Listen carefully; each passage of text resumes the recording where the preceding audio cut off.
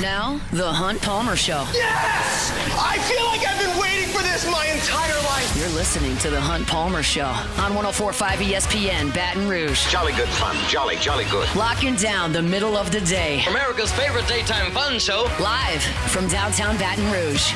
This is Hunt Palmer.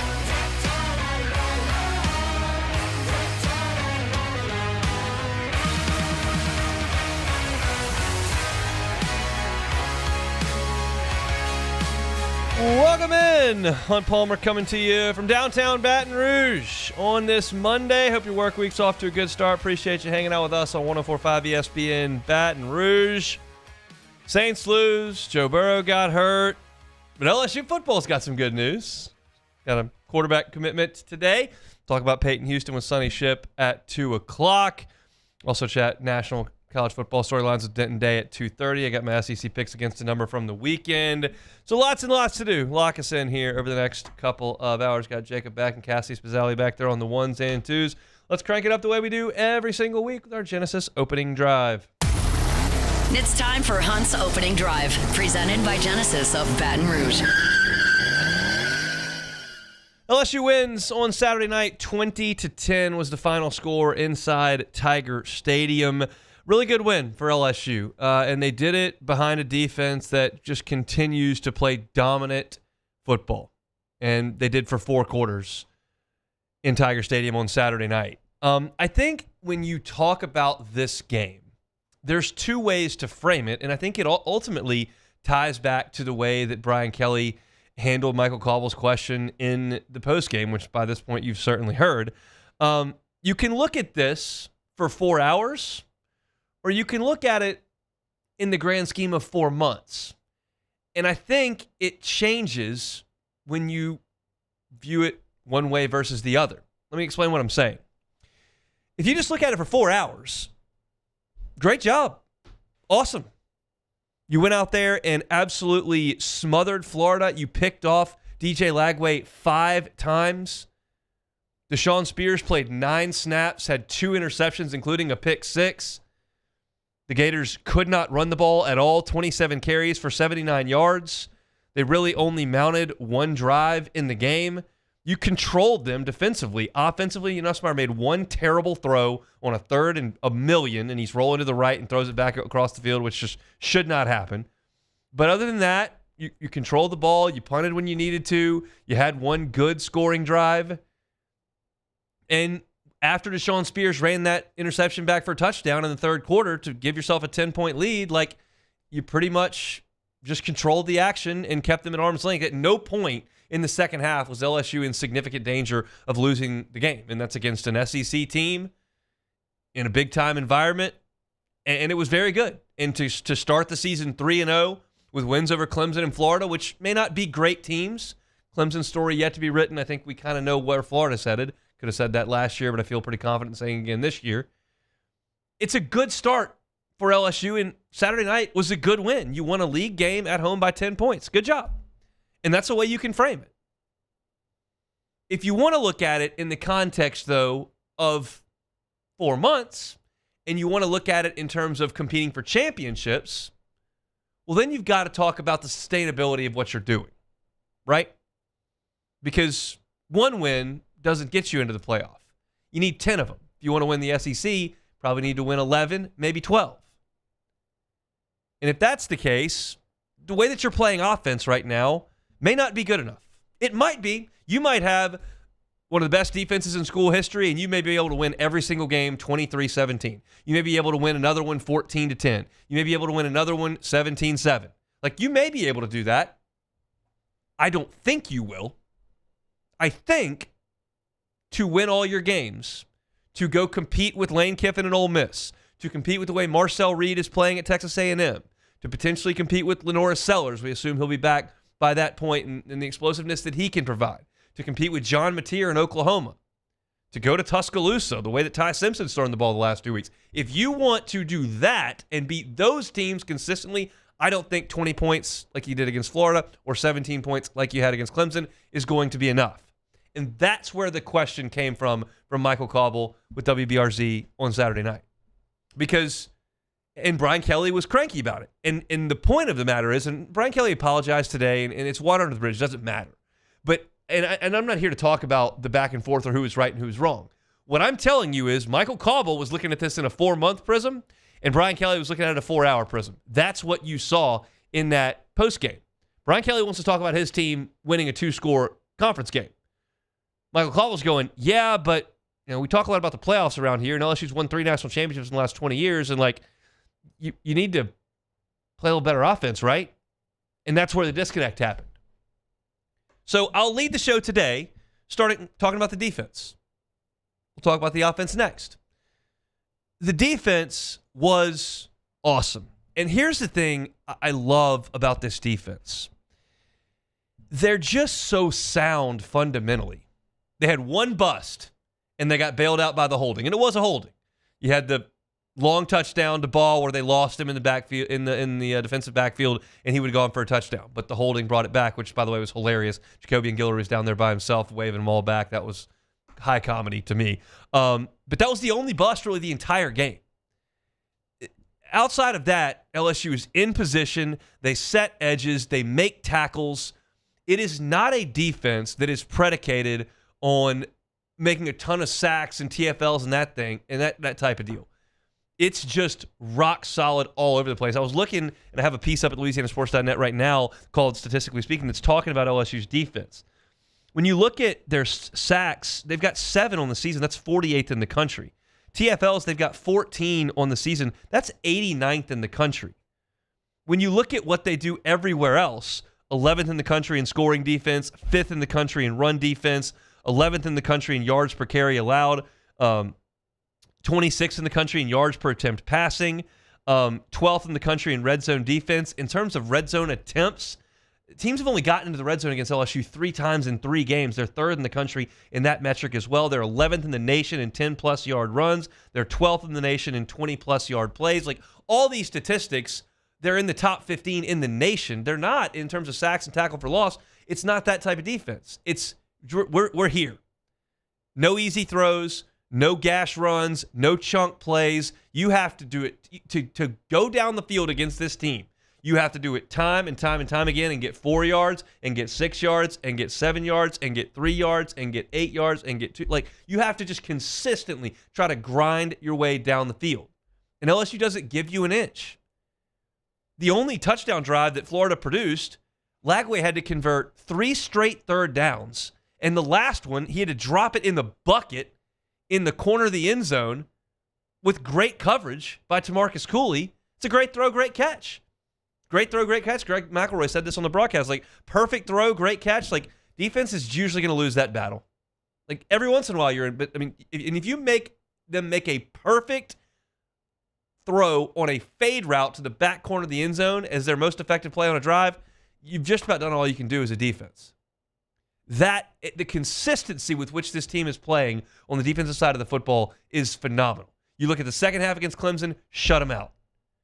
The entire time the first team was out there against Louisiana Tech, which will be a footnote on this whole deal, shut them out. And then in the second half against Florida, Saturday night, shut them out. LSU's defense had a pick 6 and then another interception. They ran back into the red zone that set up a field goal right before the half. That's 10 points from the defense right there. Florida scored 10 points. So they scored 10 points basically and allowed 10 points. All the offense had to do was be net positive, and you win the game. The offense was plus 10. You win the game by 10 points. And the depth that LSU showed off in this game when Whit Weeks is kicked out of the game. We'll talk about it later. You've got Devon Keys, Tylen Singleton that step in. West Weeks gets hurt. Put Zach Weeks in there. They didn't score. You saw in the first game, A.J. Halsey had to come out against Clemson, sit because of the suspension. Put Jordan Gilbert back there. Good job. At corner, Delane's gotten all the headlines, right? SEC Defensive Player of the Week, Defensive Back of the Week against Clemson. Well, how about the squad this past weekend? P.J. Woodland jumps a slant route, nearly intercepts it. DJ Pickett grabs his first interception of the season. You had 5 pass breakups in this game. You had 3 different safeties with an interception. And these weren't like tip ball interceptions that were fluky at the line of scrimmage. LSU's jumping routes, reading eyes, fundamentally sound, where they're supposed to be. And Florida just had no answer. DJ Lagway was seeing ghosts the whole game. Just hitting guys in stride in white jerseys. This LSU defense is absolutely for real. Everything that we saw in fall camp has come to fruition. And this defense is the backbone of the team. They need some help, and we'll talk about that in the next segment. But Florida and Clemson are probably, in my opinion, mediocre power conference offenses. Now, in those uniforms, you would suggest they're quote-unquote bad, but that's because the standard at Florida and Clemson is national championship high. I don't think they're great. I don't think they're outstanding. I think they're mediocre. I think there are teams in the power conferences that are significantly worse on offense than those two. Now, you can balk at that and say, well, Florida only scored 14 points against South Florida the week prior, and that's true.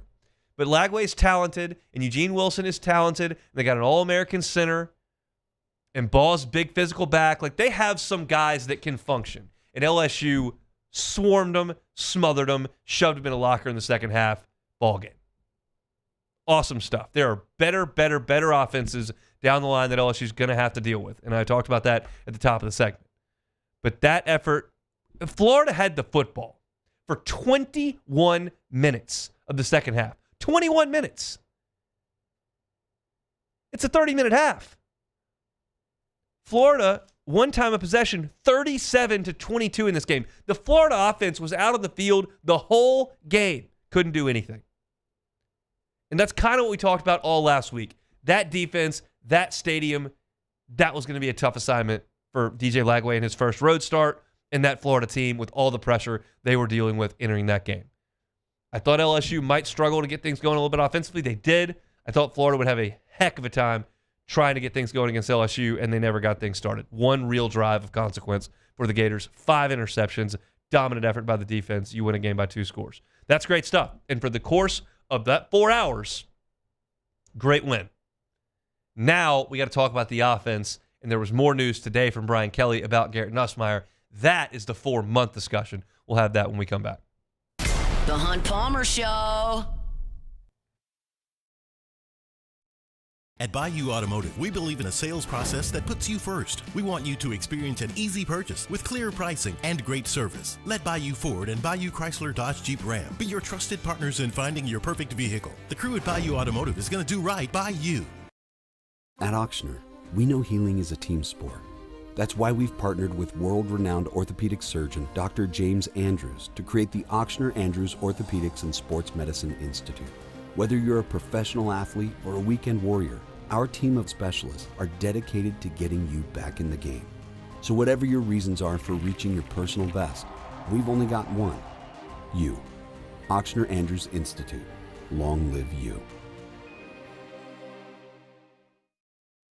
Gulf Coast Bank and Trust is giving our customers the power to bank anywhere, anytime during this challenging event. And we're right there with you. Our mobile banking app is a smart way to manage your money and time.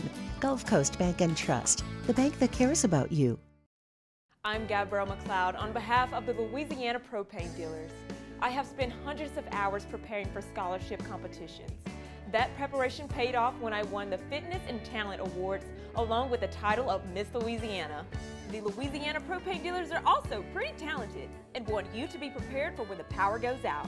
Visit LouisianaPropane.com to find out about propane generators and other safety tips. Louisiana Propane, it truly is the fuel for our future. Bayou Chrysler Dodge Jeep Ram is taking $22,500 off MSRP on the brand new 2025 Ram 1500 Laramie with $22,500 off MSRP with a complimentary 7-year powertrain warranty that comes with all new Bayou Automotive vehicles. If you need sales or service, the crew at Bayou Automotive is going to do right by you. River Parish Contractors has immediate openings for structural steel shop fabricators. Call or text Big Jake today at 318-547-1000 or go to rpcontractors.com and click on employment. River Parish Contractors. Let's get building. At Luba Workers' Comp, our journey began over 30 years ago with a simple belief. Our clients come first. At Luba, our business has always been focused on people, not policies. Through every success and challenge, we've continued to grow because we've stayed true to our values, committed to providing you with genuine dependability. Because your well-being is more than a priority. It's our purpose.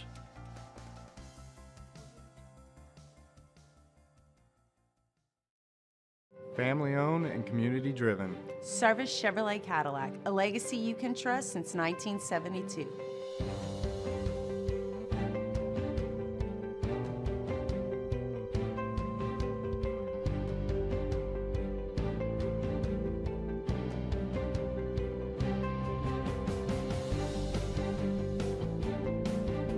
Service Chevrolet Cadillac, our family serving your family. For over 50 years. When it comes to pipe fabrication, time is money. And at River Parish Contractors, we make every second count. Our 36,000 square foot shop is ready to take on your projects right now. With experienced welders, precise fittings, and fast turnarounds you can trust. Whether it's a single custom spool or a full-scale run, we have the capacity and the skill to keep your job on schedule. Call us or visit rpcontractors.com for your quote. That's rpcontractors.com. My father, J.B. Falgu, had a vision of growth for First American Bank and the communities we serve. The bank's foundation was built on his legacy of compassion, loyalty, and dedication. Through his years of leadership, First American has prospered to heights even J.B. could not have imagined. I know my father would be extremely proud of the customer service and financial stability that You're listening to The Hunt Palmer Show on 104.5 ESPN, Baton Rouge.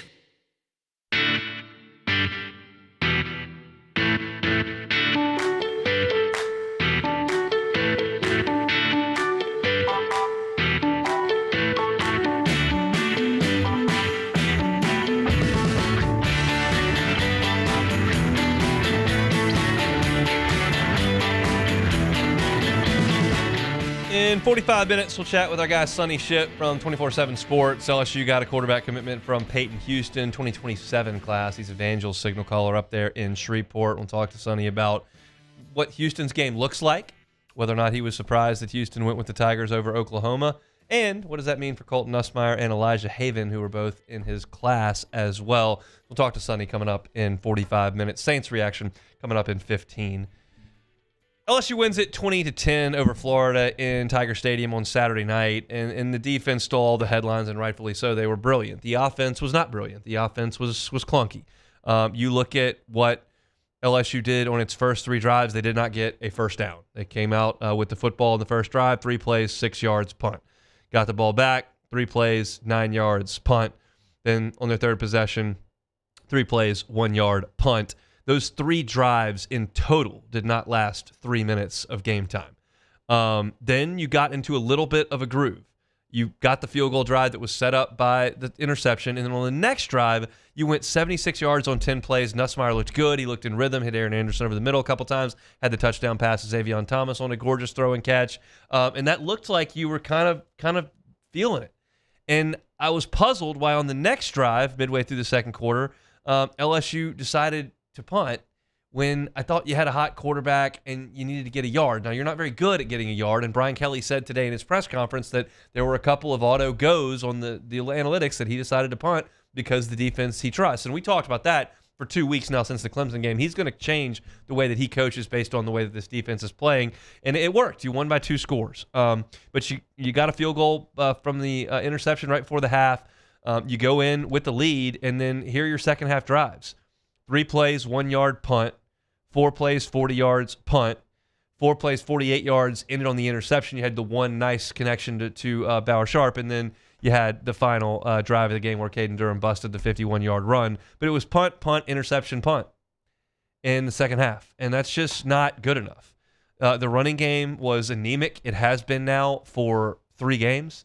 I looked up the statistics earlier today. You're talking about a rushing offense right now that is 117th in the country with 110 yards per game. Yards per carry, you're 109th in the country. And your scoring offense is 108th in the country. Like, that's not a sustainable way, in my opinion, to win games. You've got to find a way to be better on the offensive side of the football than you have been through the first 3 games. Nusmeier, 15 of 27, 220 yards, a touchdown, and that really bad interception. The running game, 25 carries for 96 yards, which looks decent until you realize that for 58 minutes and 20 seconds, it was atrocious. You had the one, look, it's 3rd and 1. You got to get a first down. You bust one for 51 yards. That's great. I'm glad you busted it for 51 yards. I prefer that than not doing it at all. I'd really like it to get going in the first 58 minutes of the game if you can find it. And maybe they found something with that I formation with Jack Pyburn at fullback and going under center. We'll see. But you've got to be a lot better than you were offensively in this game. And now that brings us to the news of today. Brian Kelly said in his press conference, Jacques Doucet from WAFB asked him, hey, is there something mechanically with Nusmeier that's just not quite right? And Brian Kelly kind of looked and he went, well, I wasn't going to say anything, but like he's dealing with a torso injury and he's battling through it. My antenna has been up on this for a month, okay? I have been going to LSU football practice since 2010. That is 15 years I've gone out to LSU football practice. I do not recall ever in 15 years going to a practice and seeing the starting quarterback take reps and not throw any footballs. I've never seen that. We saw it twice inside 2 weeks of the Clemson game.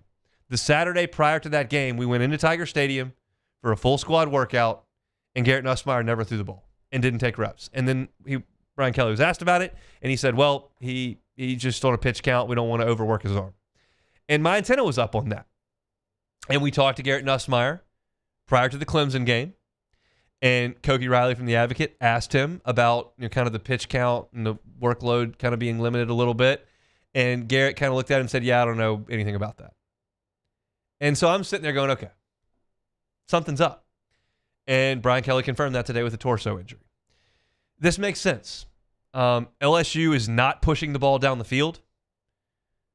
They threw 3 balls beyond 20 yards in the game on Saturday. They're not really doing much of that at all this year. They tried on the deep ball the first drive against Louisiana Tech, and the ball came up 15 yards short of where it was supposed to be. Now, he may have just thrown a duck. It may have just been a bad throw, or it may be a torso injury doesn't allow him to throw it that far. I'm not a doctor, and I'm not talking to Garrett, and I'm just going off the press conference answers. But I can put all these dots together and go, he's not right. And I'm fine with LSU not revealing that. I've made my stance on injuries very, very clear. I don't believe the press has a right to an injury report. I don't believe the opposition has a right to an injury report. And I don't care about gamblers that feel like they need to know injury stuff. You're gambling your money. It's a gamble. So if you don't have the right injury report, I don't care. So I'm fine with the way LSU has handled this and not revealing it. And some are saying, well, there's an injury report. Why wasn't he on it? Well, we found out that you don't have to put a player on an injury report unless that player misses practice time or is limited. Now, I would suggest Garrett was limited in what we saw in August. It's now been 4 weeks since then, so I don't know what he's doing right now. And if he's not limited and he is going through everything that they want him to do, well, then you don't need to put him on the injury report. And I'm, again, 100% fine with hiding that. I think it would be a disadvantage to give your opponent the information that your quarterback's dealing with a torso injury. I agree with all of that. I disagree vehemently with Brian Kelly with one quote today from the press conference. He said that he can't really shut it down until the bye week. Incorrect. He can shut it down right now, today, with Southeastern on the schedule on Saturday. That is a glorified scrimmage. Southeastern Louisiana may as well play a different sport than LSU altogether. They did not score a point against Louisiana Tech. Their players, this is literally a true story. I found this out this morning. My buddy lives in New Orleans. He moved this week. 2 of the guys that helped him move play football for Southeastern. That's their side job. Like, not a lot of LSU guys carrying dressers in Baton Rouge to help people move for side gigs. The NIL stuff takes care of that. There is no reason, zero whatsoever, that Garrett Nusmeier needs to be throwing footballs and game plan and taking reps for Southeastern Louisiana this week. This is a bye week. You put this on the schedule as a bye week. Period. So I understand that college football players work extremely hard 12 months out of the year.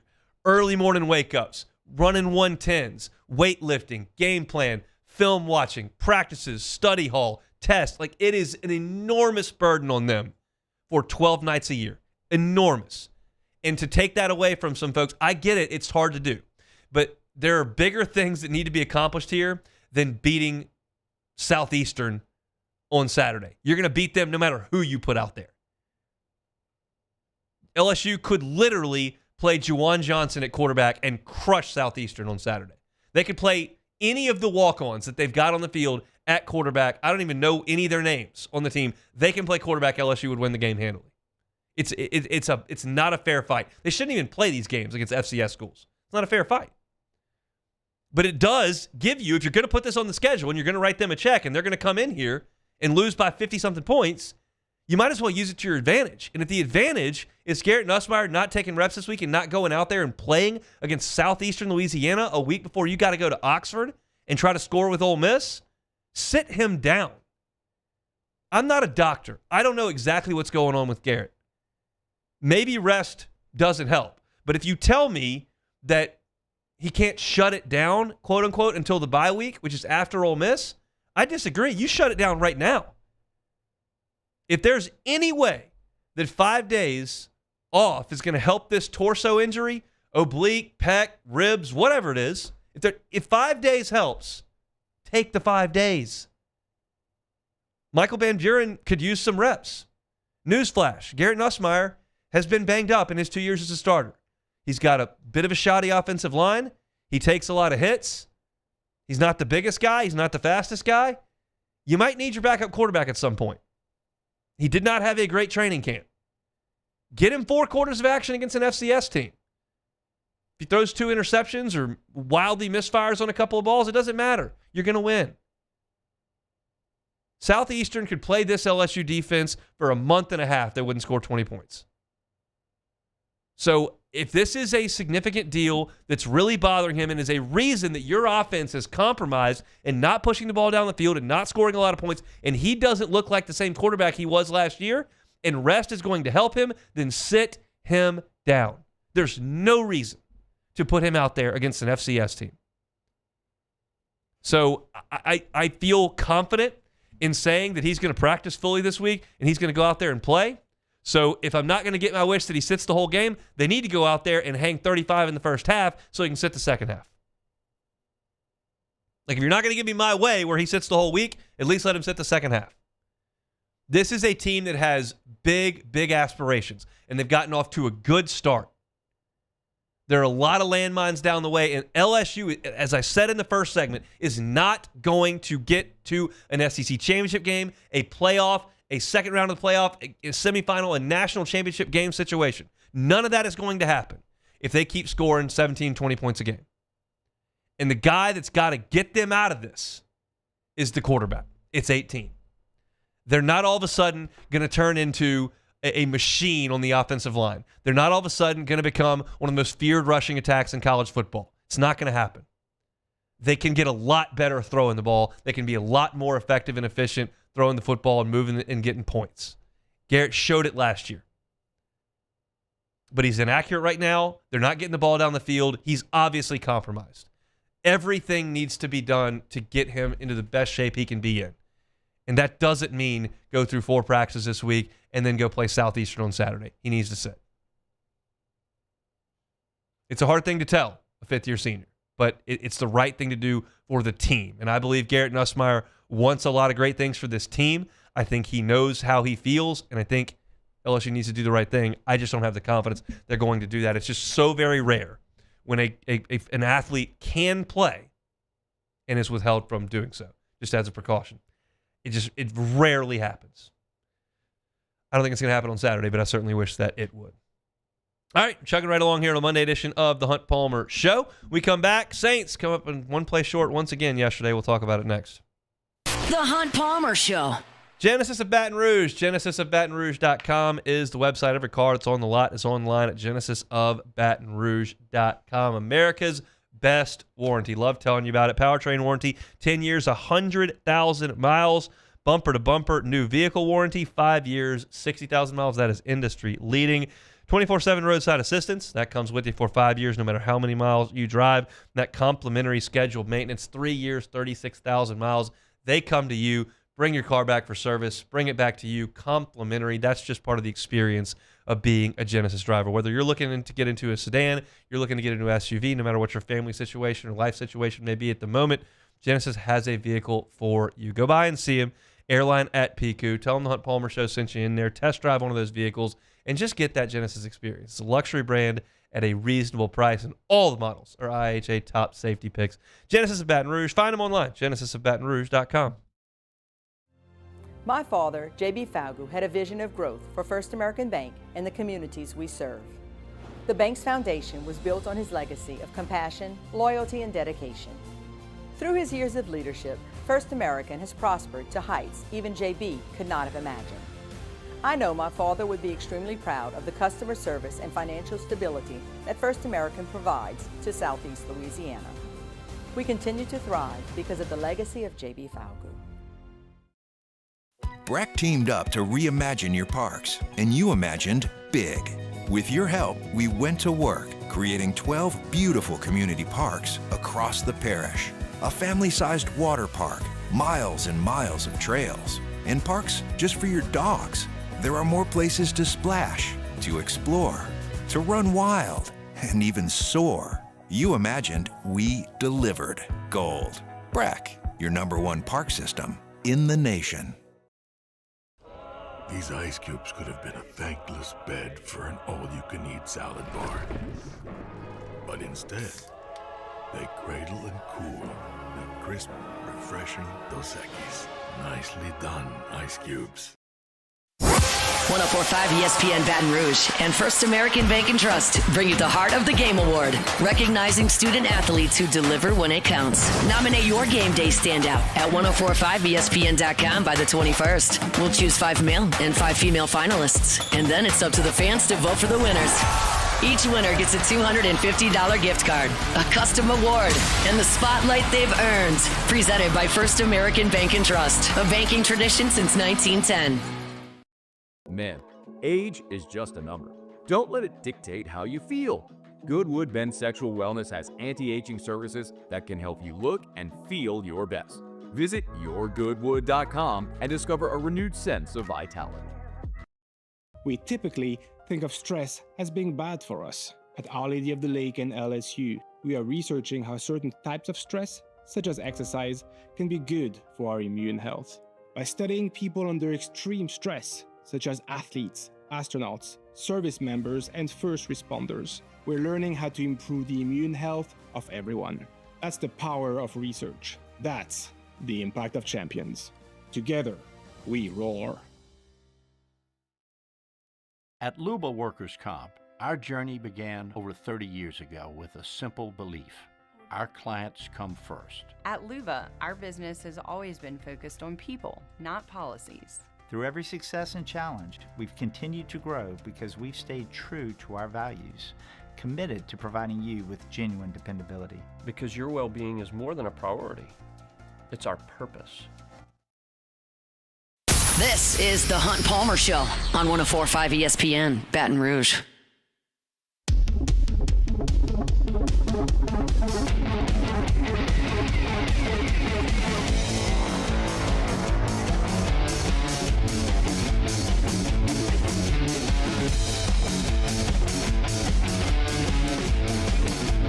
One hour from right now, Denton Day, SiriusXM's College Football Overtime. We'll chat national college football storylines at 2:30, 2:15. We'll go through my picks against the spread and some SEC storylines. Thought Josh Heupel just got too conservative in that game up in Knoxville, and that cost the Vols a chance for a huge win on Rocky Top. We'll talk about that in hour number 2. New Orleans Saints come up short in the ball game on Sunday in the Dome. Mac Jones and the San Francisco 49ers come in with a host of their fans, it appeared. I had a couple friends that were at the game, said it was remarkable how many 49ers fans were in attendance, and San Francisco escapes. 26-21 was the final. Let me briefly do the pro sports thing, because all these guys are handsomely paid. Everyone who gets on the field is expected to perform at a high level.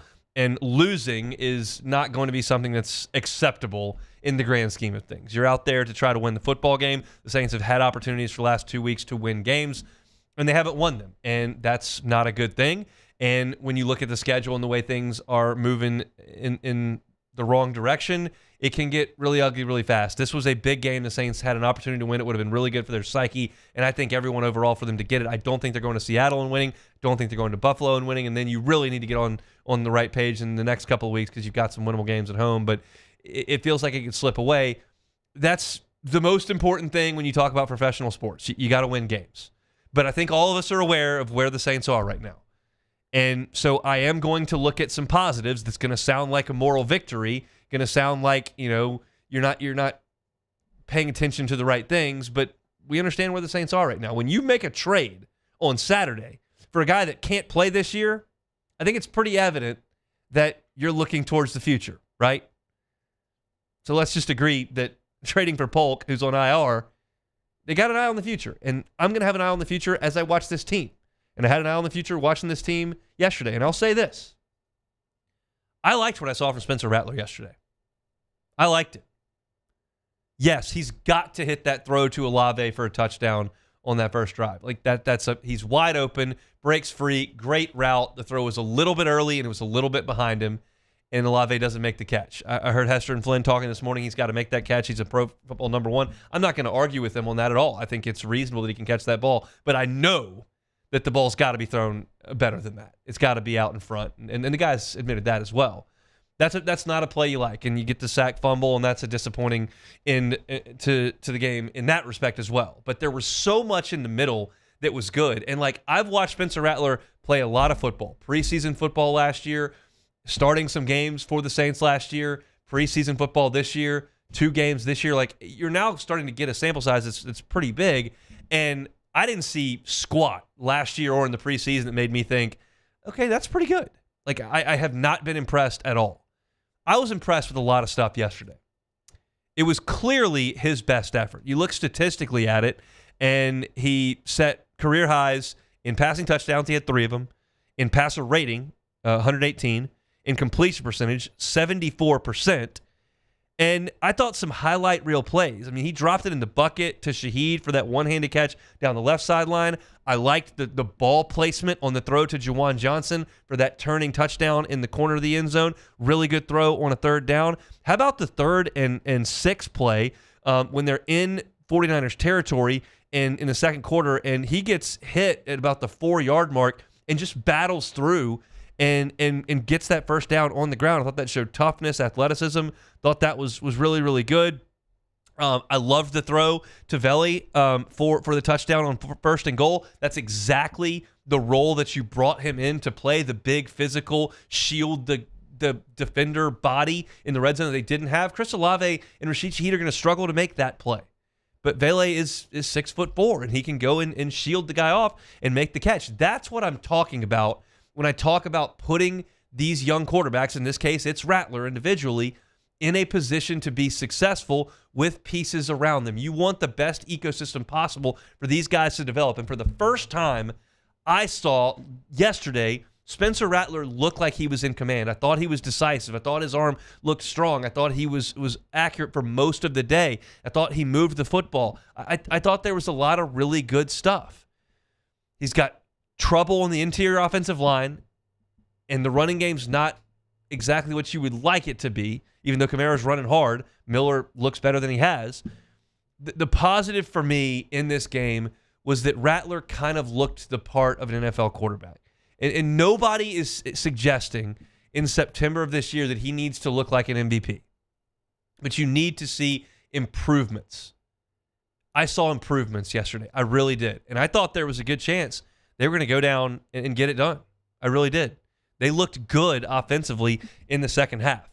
So that's a lot of positive on the offensive side, especially Rattler.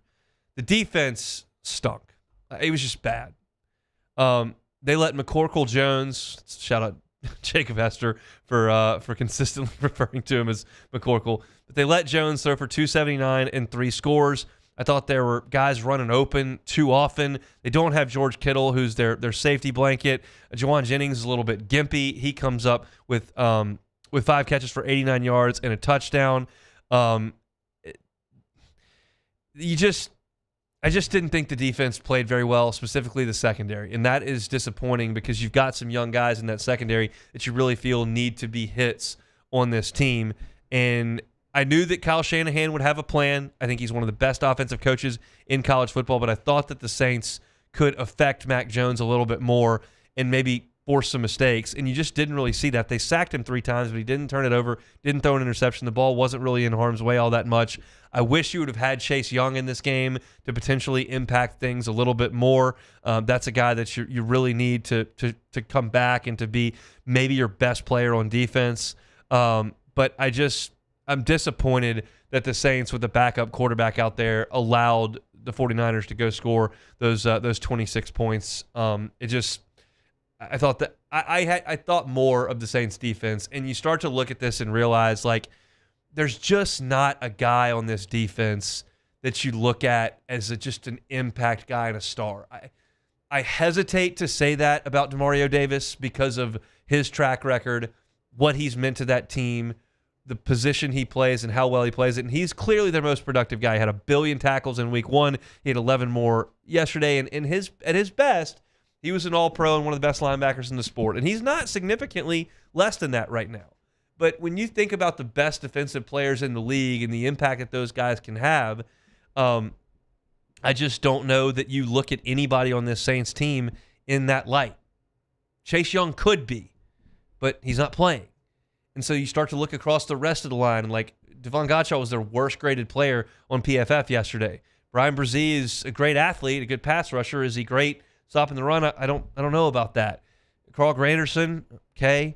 But then Carl Granderson's been really good. I mean, he had 2 sacks in this game, and he had a sack and a half in the first. He's currently got 3.5 sacks in 2 games. He's good. He's good. Where would you rank him as far as pass rushers in the NFL? Yeah, that's the 15th.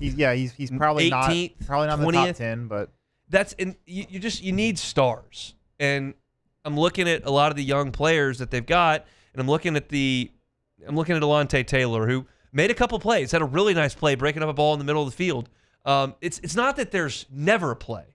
There's just not enough of them. And I don't see stars on that Saints team the way that when you look at other teams in the NFL, you just immediately notice their stars. And if Carl Granderson is your best player, like, he's a good player. Is he a star? I don't know about that. So it's not all positive, but it's not all completely negative either. Let's hope they can tread water the next 2 weeks and don't get just completely outclassed away from the dome.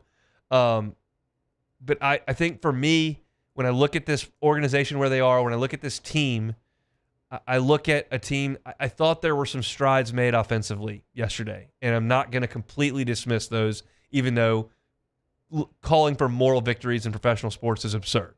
But we're analyzing the team. I thought that there was some really good stuff from Spencer Rattler yesterday, and hopefully there's more. Something to note, too, after a really good preseason and training camp, Blake Grupe has missed 2 field goals. Yeah. And, these are both close games. If he makes that field goal, which was in the first half, at the end of the game there, you're only down 2 or 3 points. So then you can kick a field goal instead of having to go for the touchdown. So you need Blake Grupe to make those field goals. No doubt. And here's where I am on that. If you have your kicker of the future in Blake Grupe and he's here for 12 more years, that's awesome, because that's a key thing to have. How happy are they in Dallas with what they found as far as a kicker goes? That's a big deal, and he's so young that it could be that. Kicker's 50th on my checklist. Dude. Yeah. It just so here's the deal. I fully endorse the fact that he's missed very makeable kicks in the first 2 weeks has significantly impacted the Saints' ability to win these games. That's true. Absolutely. I don't think they're going to win enough to where that's going to matter. So I'm not ranting and raving and throwing a fit. If you're a playoff team and your kicker's botching these kicks, we saw Sean Payton run guys out of town just minutes after games, it seemed like. And I endorse that. Grupe needs to be better. He needs to be better, hopefully, for his career as a Saint as opposed to this team. I'm looking at young players improving far more than I'm looking at, hey, you can go get a kicker off the scrap heap. Grupe's got to, if he keeps going the way he's going, he's going to lose his job. But you're correct. Like that is absolutely impacted their ability to try to win these games late. And they've been in position. They've just got to find a way to make a couple plays later. And they just didn't quite get it done on Sunday. So Ross has got some great stuff up at the LouisianaSports.net right now. Got a breakdown of the Saints trade. Also got the news that Vernon Broughton is out for the year. He's going on IR, having surgery. So that's the draft pick that the Saints brought in that hasn't really practiced at all, that will not be a part of this team this year. So that's disappointing, no question about it, when you think about the importance of the draft for the New Orleans Saints, and not having him to be able to play at all as a rookie is a disappointing development for sure. But all your Saints coverage, LouisianaSports.net. You can also find it Hunt on Saints wherever you find your podcasts. All right, busy second hour coming up in 15 minutes. We'll close out hour number one with just a real bummer at this point. I'll talk about that next. The Hunt Palmer Show. Swing Easy Golf Club in Baton Rouge. I was there at Swing Easy Golf Club on Friday afternoon. Had a cold beer out of the fridge. Was playing on the simulator. Got a chance to tee it up at Pebble Beach. Got a chance to tee it up also at TPC Sawgrass. Played those famous par threes. You can see a little video of that on our 1045 ESPN Instagram feed. It's just a great place to hang out and play. I love playing those famous courses on the simulator. You can play against your friends. You can play with your friends. You can have a cold drink. They got great seating areas. The television's up and functional. So if you're looking for somewhere to hang out, play a little bit of golf in the air conditioning, have a cold drink with friends, get a membership. You can use it to entertain clients. You can also use it to work on your game as well. They're on Seagan near Perkins. Just go by and see Swing Easy Golf Club. You will absolutely be impressed. They're online at swingeasygcbr.com. It's Swing Easy Golf Club, swingeasygcbr.com.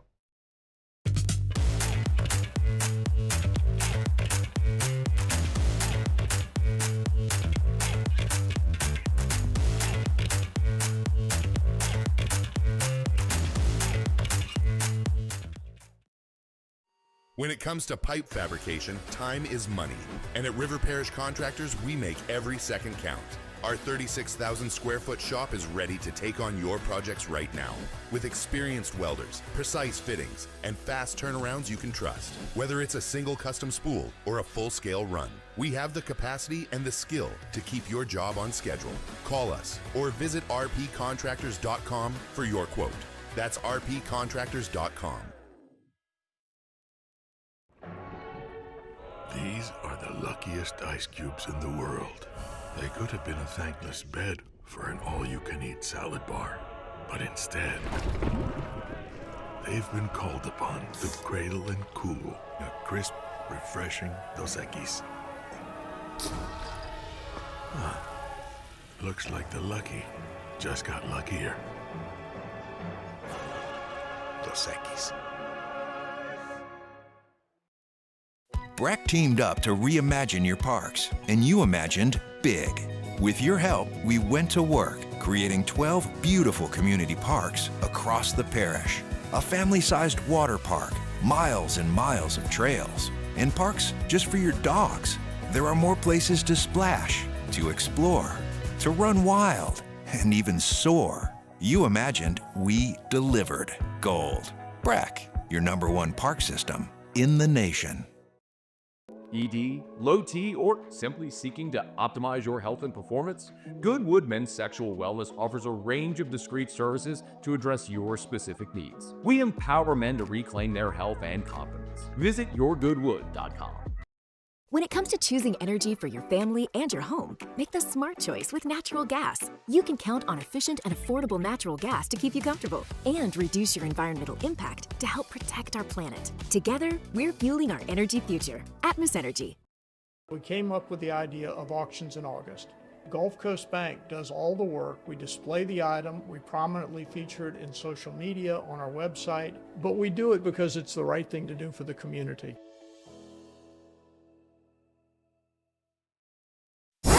1045 ESPN Baton Rouge and First American Bank and Trust bring you the Heart of the Game Award, recognizing student athletes who deliver when it counts. Nominate your game day standout at 1045ESPN.com by the 21st. We'll choose 5 male and 5 female finalists, and then it's up to the fans to vote for the winners.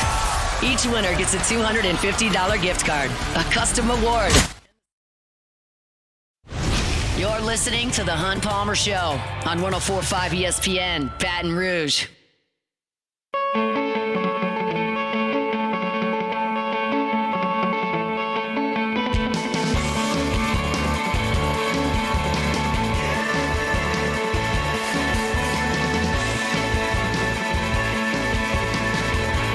Closing up hour number 1 here, Monday edition of the Hunt Palmer Show. Hope your work week's off to a good start. Bummer yesterday. The Bengals finally get off to a 2-0 start, and now they've lost Joe Burrow for 3 months. Burrow suffered a grade 3 ligament issue in his foot yesterday on a sack. Left the game. Jake Browning came in, finished it, and got the win for the Bengals there under a minute to go with the Drew Brees quarterback sneak. But I was struck by something last night, kind of watching the highlights of the day. Like, I don't think this is hyperbole. Like, Joe Burrow's prime is slipping away. Like, it is. The Bengals are going to struggle to make the playoffs with Jake Browning at quarterback, I believe. Now, I hope he comes out and plays awesome football. But the fact of the matter is that the next 4 games with Jake Browning as the quarterback are going to be very, very difficult for the Bengals to win. The next one got a little bit more doable because you're going to be facing a backup quarterback. J.J. McCarthy got hurt last night, ankle sprain, so you're going to see Carson Wentz, but you're at Minnesota. So you're an underdog in that game. Then you're at Denver. You're going to be an underdog in that game. You come home to play the Lions with Jake Browning at quarterback. I think you're an underdog in that game. Then you're at Green Bay. You're an underdog in that game. So that's the next 4 for Browning. Now, beyond that, you've got some winnable games. You got the Steelers. You got the Jets. You got the Bears. Then you got your bye week, still Steelers, Patriots, before you got to play the Ravens and the Bills and the Ravens in a 3-week span. This is not a Bengal show, so I'm not going to break down anything further than that. This is a Joe Burrow thing. Like, he's 29 years old. He will now have missed the majority of 2 of the last 3 seasons. He played 10 games, which is not a majority, I guess, but he played 10 games in 2023 and got hurt. And then he's going to play probably 2 games on the front end and maybe 2 or 3 on the back end of this. So you're going to play 5 or 6 maybe if it all goes well. So you're going to need Jake Browning to man the battle station in 12 games. Not in a league that's got Josh Allen, Lamar Jackson playing at that level. Like, their defense is not great. And the offensive line's terrible. And now Jake Browning's going to have to deal with that. And it's just a bummer because of the way things started. With Burrow in the second year getting them to the Super Bowl. And then the next year, when he was starting, they were 12-4. And you're like, okay, this is going to be a force in the AFC for years to come. And after that, he gets hurt and plays 10 games. And then last year, the Bengals get off that terrible start. And they got hot at the end, and they were playing great at the end, but they got off such a bad start. And then the irony is you play him and risk injury in the preseason, and it doesn't get hurt. They start 2-0, and now he's hurt because of the regular season. I struggle with the term injury prone. To me, blaming someone's body for that would suggest that if that exact same thing happened to somebody else, that the foot wouldn't have had the issue. Like, I just think it's bad luck. I think Joe Burrow's had bad luck. And it's a bummer. Like, you can play quarterback at a really high level in your 30s. We know that. But next year, he will be 30. And if you start to think about, maybe you decline a little bit at 35, 36, like, there's only like 5 years left. It feels like you just got there, right? And maybe you'll be great at 38, 39. Like, Brady and Brees certainly played great football at that age. I don't know if Peyton Manning was playing great football, but he certainly won a Super Bowl at that age. So John Elway, like, it can be done, but I like watching him play so much. And it feels like we're being robbed of that because his body won't cooperate. And you can complain all you want about the Bengals and the way they run their organization and whether or not they should pay Jamar Chase and T. Higgins that much money, or they should have drafted Penei Sewell instead of Jamar Chase, or they should have invested more in the offensive line to help him, and all that stuff's fair game, sure. But ultimately, like, I just want to watch him play. I just want him to be out there. I think it's very cool. We have that connection from what we watched here in Baton Rouge, that magical run, and I realized that one day it'll be over, and it feels like it's getting getting closer too fast because of the injuries that are happening. And it's just really hard to suggest that you're going to be able to watch Joe Burrow play in the playoffs this year because he's going to miss 12 games. And it's just a real bummer that happened yesterday. So my hope is that Jake Browning can tread water and they can stay afloat and make the playoffs, and Joe can come back in time to maybe spark a late run. But it just doesn't. I mean, it feels like they're likely going to lose 3 or 4 of their next 4, and that's going to put you behind the 8 ball once again. It's crazy that I would have looked at this 2.5 weeks ago and gone, Cincinnati's 2-0 and the Chiefs are 0-2. Like, that's a really good start. The Ravens lost an early game, so you're now right there jockeying for position at the top. It's so early, but you are, as opposed to playing catch-up and always having to go on the road to play those teams in the playoffs. But now with Burrow out, it's like, well, we'll see. Bummer up there in Cincinnati. That's it for hour number 1 here, Monday edition of the Hunt Palmer Show. Appreciate y'all hanging out with us. If you missed any of it, I talked about LSU's defense, talked about the Garrett Nusmeier injury, all that you can find at Hunt on LSU. Also recap the Saints loss. That's Hunt on Saints. When we come back, Sonny Ship's going to tell us about the quarterback commitment LSU got today from Peyton Houston from Evangel. We'll talk recruiting with Sonny after National Headlines and Sports Center. The Hunt Palmer Show. At Bayou Automotive, we believe in a sales process that puts you first. We want you to experience an easy purchase with clear pricing and great service. Let Bayou Ford and Bayou Chrysler Dodge Jeep Ram be your trusted partners in finding your perfect vehicle. The crew at Bayou Automotive is going to do right by you. Baton Rouge's home for real rock. It's Eagle 98.1. Foo Fighters. Led Zeppelin. AC/DC. Pearl Jam. And the flagship home for LSU sports. Take us anywhere with the Eagle 98.1 app. Eagle 98.1 is the rock station. Today, we are shaping tomorrow. We are researching how extreme stress impacts the immune system, from trauma victims to athletes and even astronauts. Our work is leading the way in sepsis treatment, saving countless lives. We're unlocking the mind with music in exciting new ways. Our Lady of the Lake Health and LSU are improving the health of our state. That's the impact of champions. Imagine the impact we'll have on the future. Together, we roar. Hi, this is Beth Serena. Welcome to my pool.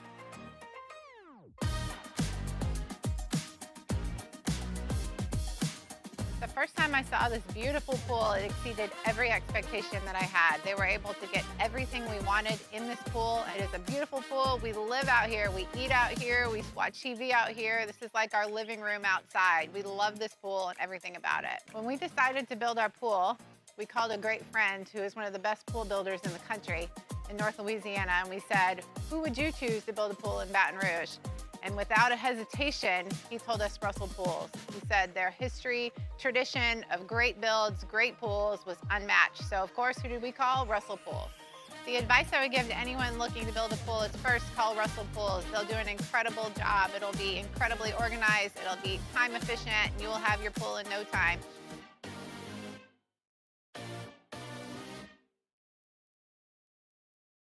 At Auctioner, we know healing is a team sport.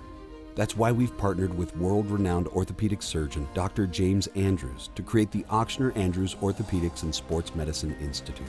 Whether you're a professional athlete or a weekend warrior, our team of specialists are dedicated to getting you back in the game. So whatever your reasons are for reaching your personal best, we've only got one: you. Auctioner Andrews Institute. Long live you. Family owned and community driven. Service Chevrolet Cadillac, a legacy you can trust since 1972.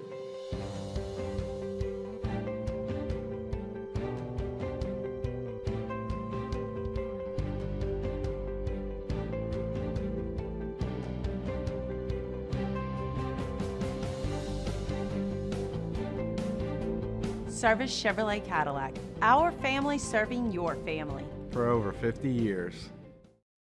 At Luba Workers' Comp, our journey began over 30 years ago with a simple belief: our clients come first. At Luba, our business has always been focused on people, not policies. Through every success and challenge, we've continued to grow because we've stayed true to our values, committed to providing you with genuine dependability. Because your well-being is more than a priority. It's our purpose.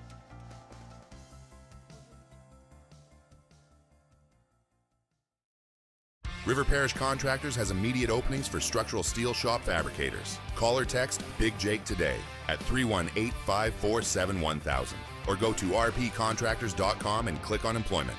River Parish Contractors. Let's get building.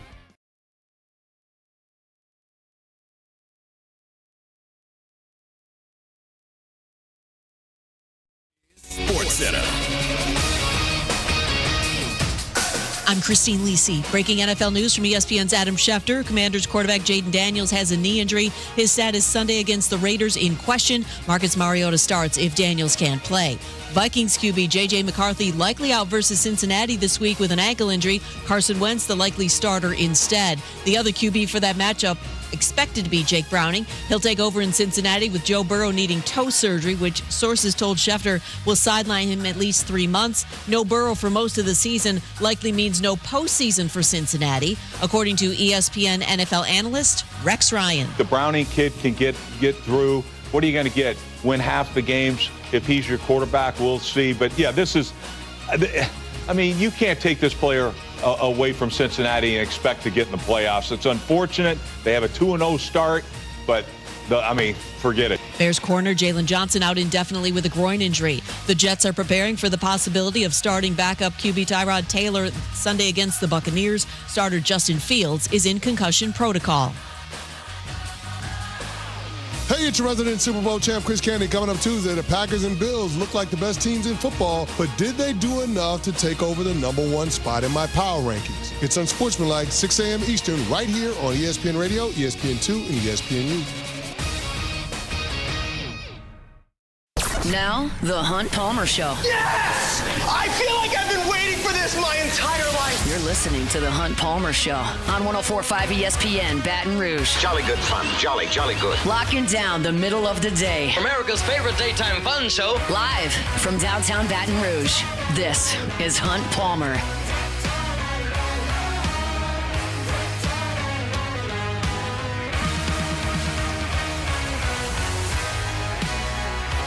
Hour 2, Monday edition of the Hunt Palmer Show. Denton Day coming up in 30 minutes. We'll talk national college football storylines. I'll give you my SEC picks against the spread, how those fared back on Saturday. Got some thoughts on the SEC action that we took in on Saturday before LSU took down Florida 20-10. That wasn't the only good news of the last 72 hours for the Tiger football program. Peyton Houston has committed to the Tigers. Evangel Eagle quarterback who set a national record for passing yards in a single game as a sophomore. Is now a junior quarterback there in Shreveport, and he pledges to the Tigers this morning to talk about it. We bring on Sonny Ship, 24/7 Sports, good enough to give us a little bit of time on the Jim's Firearms Hotline. Sonny, how are you? Good, man. How you doing? I'm doing quite well. I think Brian Kelly, Joe Sloan, and company are as well. We've been talking about this quarterback class of 2027 now for over a year because of the connectivity that LSU has to Houston, Colton Nusmeier, and Elijah Haven based on geography and biology. And finally, one of those does pledge to LSU. Peyton Houston commits to the Tigers over Oklahoma today. Were you surprised that he picked LSU? I tell you what, man, I was about to ask you, out of the three quarterbacks that you mentioned, you know, not many people would have pegged Peyton Houston to be that guy. And you know, even going into the visit this weekend, you know, he was on campus for the Florida game. I thought this was just a token visit. This was just kind of you know, checking out the atmosphere, seeing how things was going and stuff.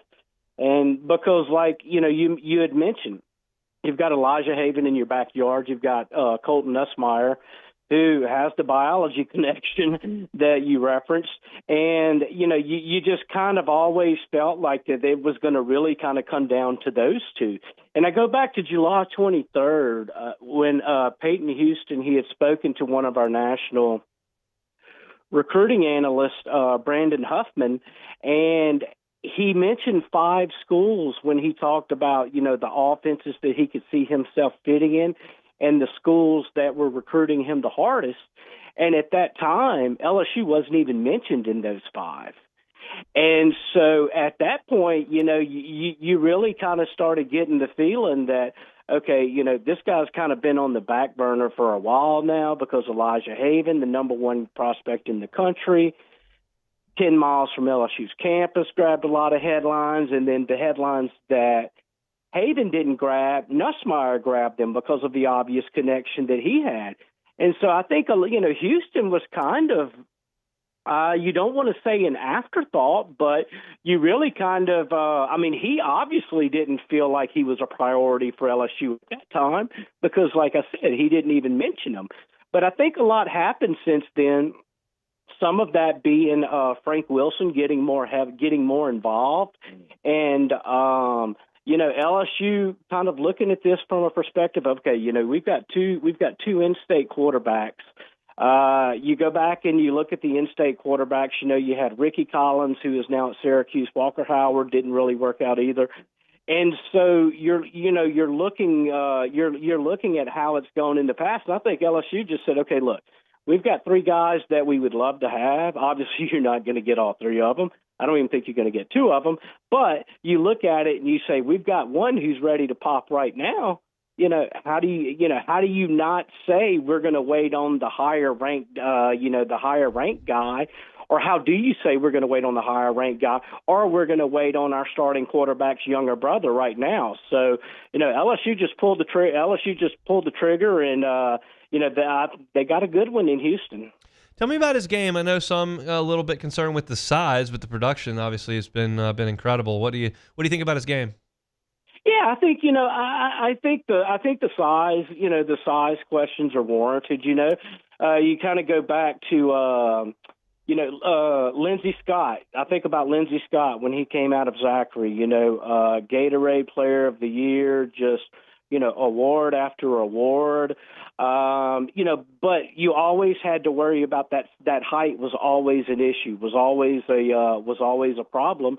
And, he just kind of got buried on the depth chart kind of early on and just, I don't even know how many schools he went to, man. I think it was 6, if I'm not mistaken, But someone asked me that earlier. They said, hey, how do you compare him to Herb Tyler?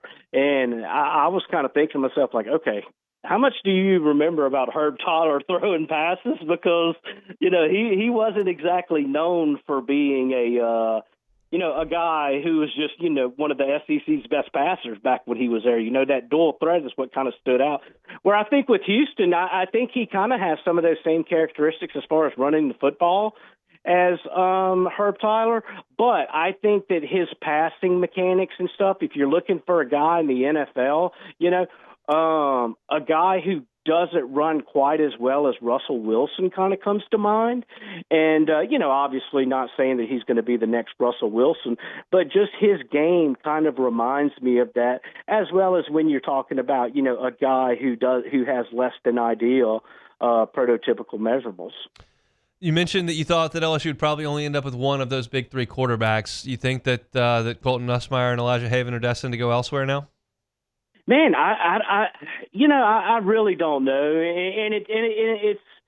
and I guess really what kind of makes that question, even harder to digest is that, okay, you're wondering about all the dynamics that could happen over the next 17 months, with especially with LSU's pedestrian passing game that we've seen so far this year, but I'm not of the believer that in this day and age that you're going to pull a 2 quarterback class like a Jamarcus Russell and Matt Flynn, like LSU did way back in the day. I don't think you can do that. I don't think you can do that financially. I also don't think you can do that just because, quarterbacks, and this is not to say all quarterbacks are egotistical, but quarterbacks have egos. Quarterbacks want to be on the field. There's only one ball to go around. And so, I think that the prospect of LSU signing 2 in 2027 is going to be very, very slim. Now, that's not to say that that one of these other guys doesn't decide to jump on board And then, you've got a situation like that, which I guess would be a best case scenario type of situation. But I think that there's just so many obstacles to actually signing two of these guys and bringing them into the locker room at the same time. I just think that there's way too many obstacles for that. So this is a 2027 commitment, meaning he's a junior in high school, talking about Peyton Houston. 2026, you still don't have a quarterback committed. You did not sign one in 2025. Do you think LSU will pull one in the 2026 class? You had Landon Duckworth, who visited last weekend for the Louisiana Tech game. He's committed to South Carolina. He's a guy that LSU's kind of, gotten a lot more enamored with after Bo Bentley committed to Oklahoma and stuff. I think at this point, I think that no matter what you do at quarterback, I think that you have to go out and you're going to have to get an experienced portal guy. Unless, something happens to Michael Van Buren, plays 5 or 6 games, and he just shows us that he's ready to light it up. I think you go into next year with a lot of question marks at quarterback, and that there's not a high school quarterback on the landscape that's going to change that. Right. So do you take a high school kid thinking that you got your future guy in 2027, or do you just wait and use that spot on the transfer portal? Because, like I said, I think regardless of who they could sign, unless they can go out and somehow pull a magical flip of Faison Bell, the number one guy in the country, Dia Bell, somebody like that committed to Texas, you tell him that you won't go get a portal guy, which I put those chances as remote as well, then I think you absolutely are just going to have to go and make your quarterback room a key destination for the top quarterbacks in the portal. You're looking for recruiting news, you can find it with the guys over at 24/7 Sports. Go 24/7. Glenn West always with us on Tuesdays. Sonny good enough to give us a little bit of time here as LSU grabs Peyton Houston from Evangel as a quarterback in the 2027 class. Sonny, thanks so much for your time. Absolutely, man. You have a great day, brother. You too. That is Sonny Ship. I don't know anything, so this is purely speculation, me just reading the outside here. I think LSU will very, very much pursue Elijah Haven and Colton Nusmeier in this class. Now, whether or not they can add one of those two, they won't get all three. I'm not naive enough to think that. But I think they will try to get two. And it's going to be interesting to see how it all shakes out. As Sonny mentioned, you've got, 15 months until these guys sign. And there was a lot of buzz around Elijah Haven in Florida like 3-4 weeks ago. And I cannot imagine that has any steam at this point. There is almost no chance Billy Napier is the head coach of Florida next year. Almost none. So I think that's going to cause a shift in what Elijah Haven may try to do. He never committed to Florida. There was just some buzz out there that was, and there were some folks that predicted that he would commit to Florida, and that may have sounded good 2 weeks ago. No, there's just no way. That Billy Napier has no chance of being the head coach there next year. So, I think that changes course there. The thought has been for a while that Colton Nusmeier would follow in Garrett's footsteps and come to LSU. I don't know if they'll get one of the other two. They won't get both, but I think there will be a, to quote Les Miles, there will be a want from LSU to get one more quarterback to go along with Peyton Houston. And it didn't sound like these guys have been asked about competition in their class previously and have always kind of said, I don't really worry too much about that. I just trust myself. And so this is good news for LSU to pull in a commitment from Peyton Houston, and I think they'll want to add to that. They've got to try to get a high school guy in this class as well, but if you're looking at those three names that have been synonymous with LSU for the last year and a half, one of them in the boat now, and I think they'll try to get another one over the course of the next 15 months, but hopefully a commitment here in the next 2 or 3. We'll see. But a good job by Joe Sloan, Brian Kelly, and the LSU staff to get Peyton Houston. Evangel quarterback commits to LSU earlier today. All right, when we come back, how to do my gambling picks, and I have some thoughts on some of those SEC games over the weekend. We'll talk about them next. The Hunt Palmer Show. Highland Insurance Group, HighlandIG.com is that website. Jonathan Carver and his team, phenomenal folks to work with on the insurance side of things. They are experts when it comes to analyzing coverage. If the only relationship you have with your insurance broker is that they show up and you hope the renewal premium is dipped a little bit, and that's really all you care about that one time a year you see them, do you know that your policy is written properly? Do you know you're with the right carrier? That's what the Highland Insurance Group does. They audit policies, make sure that everything is correct, and if it's not, they fix it. And that's how they win business and keep it. If you've got your insurance program with the Howard Insurance Group, you will know that you're taken care of from a coverage perspective. Because you never know when that storm's coming, when that car accident's going to happen, when that lawsuit hits, when the injury and workers' comp situation presents itself. But you want to know that when it does happen, you don't have to go scrambling through your insurance policy to make sure that there's coverage there. You'll just know, because that's what they do at the Howard Insurance Group. If you want to pick up the phone, call insurance broker and say, hey, save me 25%, that's probably not the phone call to make. But if you want to make sure that that good money that you spend on insurance for your business is doing what it's supposed to do, Jonathan Carbo and his team at the Highland Insurance Group can do it for you. It's the Highland Insurance Group. Find them online, highlandig.com, highlandig.com. Man, age is just a number. Don't let it dictate how you feel. Goodwood Men's Sexual Wellness has anti-aging services that can help you look and feel your best.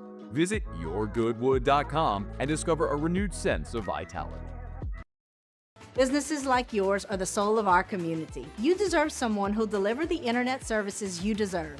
That's why local businesses rely on Rev Business, 90 years of building connections. Visit us at letsrev.biz. Looking for the ultimate game day experience? Come to the Queen Casino in Baton Rouge. Wall-to-wall TVs mean you'll see every touchdown in HD. Place your bets and feel the thrill of every play with our DraftKings Sportsbook. The Queen Casino, where every moment is a win.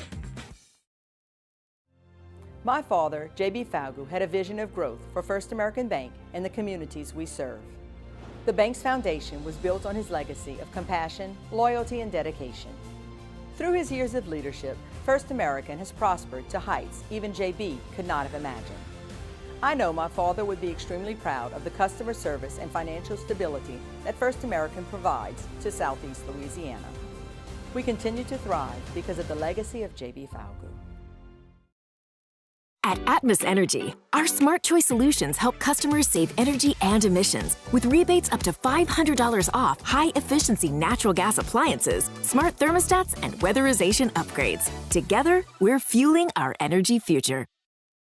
It's not just a game, it's a religion. You've got your team color, team swag, and now your very own website. LouisianaSports.net. Everything LSU, Saints, and Pelicans. Sports on demand. In-depth coverage by sports writing pros with continuously updated news. And with the LouisianaSports.net newsletter, you get pinged directly with top trending stories. Best of all, now and always, no paywall. It's free. LouisianaSports.net. Powered by 104.5 ESPN Baton Rouge. Your home for Louisiana sports.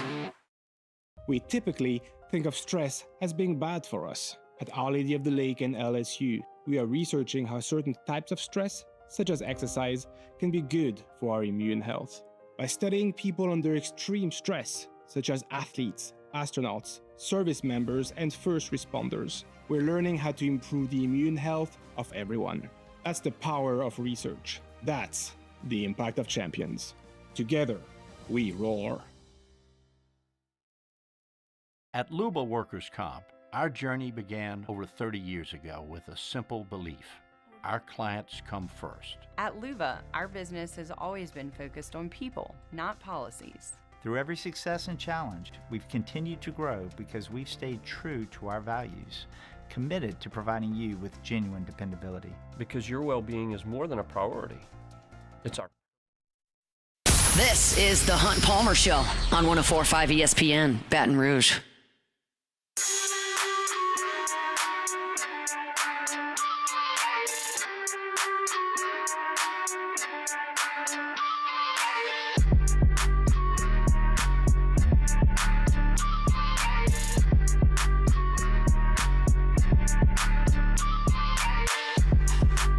So last week, after I went 2-9, my picks against the spread, I said there's a reason why I don't gamble my money against Las Vegas, who's clearly infinitely wiser than I am.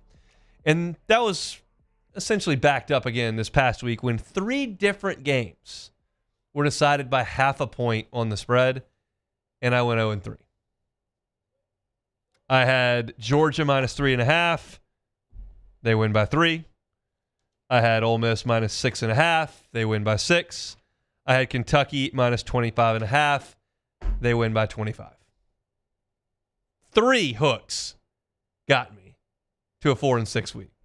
Yeah, and the Georgia one was just so bad because I mean, they should have lost. I mean, I should not have covered the Georgia. No, you should not have. But just still, it's just the fact that they scored a touchdown overtime, but because they didn't need to kick that extra point, they just won by 6. Oh, they won by 6? Or sorry, wait, no, they won by 3 because of the field goal. Yeah, so they just won. Right, because they kicked the field goal. If they kicked the extra point, they would have won by 4. Yeah, so just a 4-6 week, poor work. What's that put us for the season? That's 12 and 20. That's not very good. It's bad. It's early. It's very early. I told you what you need to do to fix this. We're not going to do that. Yes, you need to. We'll decide by Friday. But let's talk about some of the games. So, let's do some of the ancillary topics, and then we'll get to the meat of the discussion. Wisconsin, Bama. Wisconsin's terrible, whatever. Ty Simpson is playing very good. I know it doesn't count last week, but the Wisconsin game, when you come off of whatever he was, 17 for 17, and then at one point he was 30 out of 31. And if you watched the game, I'm not here to tell you Wisconsin's any good because they're not, but he was planting his back foot. The ball was coming out. He's obviously got weapons on the outside. Ryan Williams is a stud. They got dudes. He looked good. Ty Simpson looked good for Alabama last week. I don't know what it'll look like against Georgia, but I was unfortunately encouraged by Ty Simpson over the weekend. Thought he played very, very well. Okay. Arch Manning looks atrocious. I don't know if he's hurt. I don't know if he was never very good. I don't know what, but he can't complete a pass against UTEP. Those first half numbers were shocking.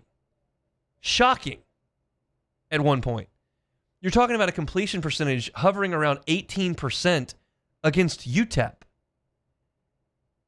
He rallied with a couple of decent throws, one for a touchdown, but the interception he threw near the end zone, it looked like a 1A quarterback on a Friday night. It was awful.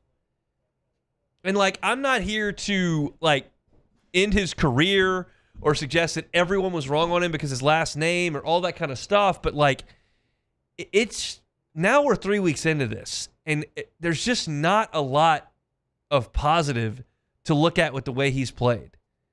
And it's very possible that he got hurt and he's limited in what he can do. But it's also possible. This is now I'm not going to go crazy after one game in the shoe on opening weekend. But now having watched 2 more games, especially on Saturday, it's possible he's not the answer. I'm not slamming the book. I'm not slamming the book. I'm putting it out there. And Texas has a roster full of really good players. But if your quarterback is bad, you have no chance. And it's possible the Texas quarterback is bad. We'll see. Unfortunately, we won't really get an answer to that question for at least a couple more weeks because this coming week they play Sam Houston. Correct. And then they have a bye week in week 5, and then they play Florida. So even that is, Florida looks like they have a pretty good defense. So so we'll maybe get another answer. If he plays in the swamp like he played on Saturday, Texas will lose. It'll be 10-3, but Texas will lose. Yeah. So that was another little note. Vanderbilt, South Carolina, another small note. Obviously, Lenora Sellers goes out, but Vanderbilt just punked him. Punked him. Lenora Sellers doesn't play defense. Vandy comes up with 31 points. And they were just more physical than South Carolina. If you watch the game, I know a lot of folks are watching LSU at that point. I got press box TVs, and I can see both. And I was sitting next to Chris Marler, who hosts Locked On South Carolina, so he's watching the game, and just Vandy just bullied him. And I will come to the table and say Vanderbilt's well coached. They know what they're doing. I still contend the talent level is low, but they know what they're doing. Clark Lee coaches them well, and there's something to be said for that. And I still don't think they're going to beat the elite teams in the SEC, but dadgum, they put South Carolina in a locker pretty quick. So that was impressive stuff by them. Okay, let's get to the big stories. We'll start with Georgia and Tennessee. I thought Josh Heupel's possession with an 8-point lead late in that game was terrible. They run the ball, lose a yard, 2nd and 11. They run the ball again for 2 yards, 3rd and 9, and run the ball again and punt. You've got a quarterback in Aguilar who has shredded Georgia. You have 38 points on the board against that Georgia defense. I know that he thinks his defense is good. I know that he trusts his home crowd and his guys to get one stop with an 8-point lead to win the game. But you've got to let your guy go try to make a play at home. Are you talking about when they kicked the field goal? They punted. When was that? At the end of their last drive. And they punted it back to Georgia, who went down and got a field goal. Got a touchdown and went for 2 to tie the game. It was their second to last drive. I think that was a field goal. Oh, too. They kicked a long field goal. They kicked a long field goal. Yeah. They didn't try to move the ball. No, forward. they didn't. They just got into a show. How long was the field goal? 48. 48. Unacceptable. My bad. I had the play calls written down. I didn't have the result because I was ticked off at the 3 play calls. Let your quarterback try to get a first down. If you try to move the ball closer and then you can kick a 48-yard field goal for a college kicker is what, 55%? Maybe. The guy missed the 40-yarder to win it. So I can't. That's not the aggressive play calling that you've got to use to go beat Georgia. I was doing the pregame show at that point, which is why I wasn't as locked in as I needed to be. But I saw they just ran the ball 3 times. That's ridiculous. You've got to try to move the ball closer and put a nail through Georgia. They didn't do it. I hated that. I did think Gunnar Stockton played great.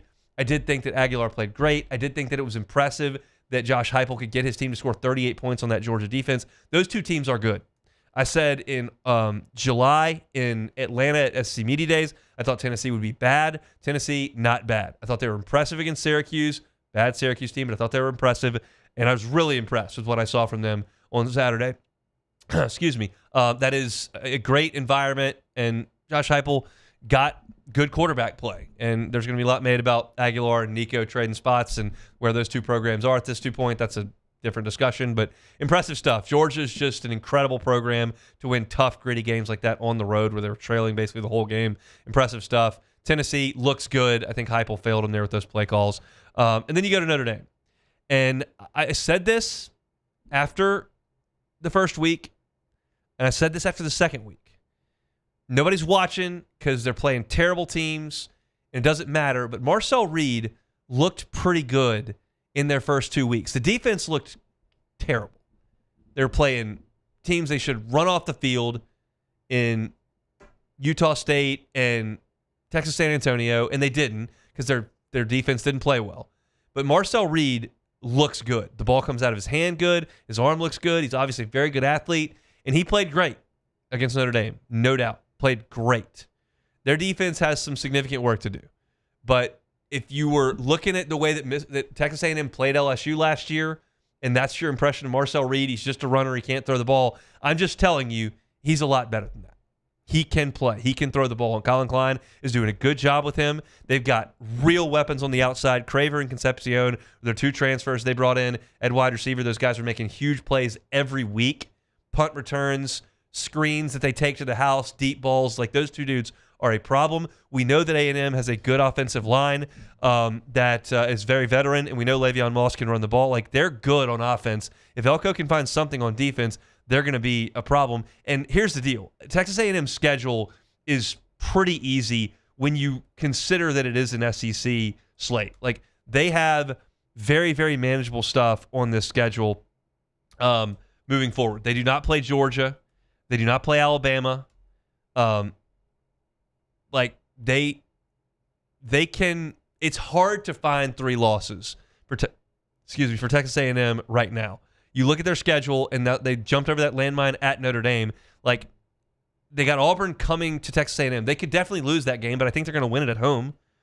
They've got Mississippi State coming to College Station. I don't think they're going to lose that game. They go to Florida. I don't think they're going to lose that game. They play Arkansas on the road. I don't think they're going to lose that game. Then they come to Tiger Stadium. That's going to be a tough one for them to win. They go to Missouri. That's certainly a landmine. Offense is good. That's the one thing about A&M. Their defense is not playing very South Carolina comes to College Station, and they go to Texas, who's not kind of what we thought they were 3 weeks ago to me. I just told you about Arch Manning. So, I can get you to 3 losses, but it's working. There's not – put it this way. I don't see one game on that schedule where I look at that and I go, they're not going to win that game. I don't see one of those. If they had If they had to go to Tuscaloosa, if they had to go to Athens, they had to go to Knoxville, like I really wouldn't feel good about them winning those games. You could say the same thing about LSU. I'm a little bummed on the LSU offense right now, candidly.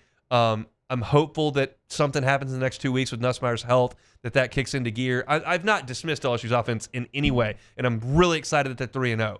But the way that they're playing on offense right now, I don't think it's sustainable to win against the best teams in the league. So that's where I am on that, and we'll talk about that when we have to. But A&M's good, and I think they're going to make the playoff, which eats at my soul. They needed to lose that game at Notre Dame. Notre Dame's going to be a very interesting test case. Yeah. Very, very interesting, because they might win their next 10. And a lot of people still have them ranked pretty highly, even though they are 0-2. Pull up Notre Dame's schedule, because they are 0-2. Yep. And I just don't know if they're going to lose again. You find the loss for me. They have one opponent currently that is ranked in the top 25. That is USC at home. I think they're going to beat USC at home. Probably. They go on the road to play Arkansas, which that could be interesting. Talon Green gives Arkansas a chance. He does. It's unorthodox, but he's a good athlete, and Petrino is brilliant. He's just probably not a guy that you want to hang out with too often. He's really good at coaching football. But they're not. I don't think they're going to lose that game. No, probably not. But and if they do, then the conversation's over. But they play a really bad Boise State team at home. They play North Carolina State at home, who's okay.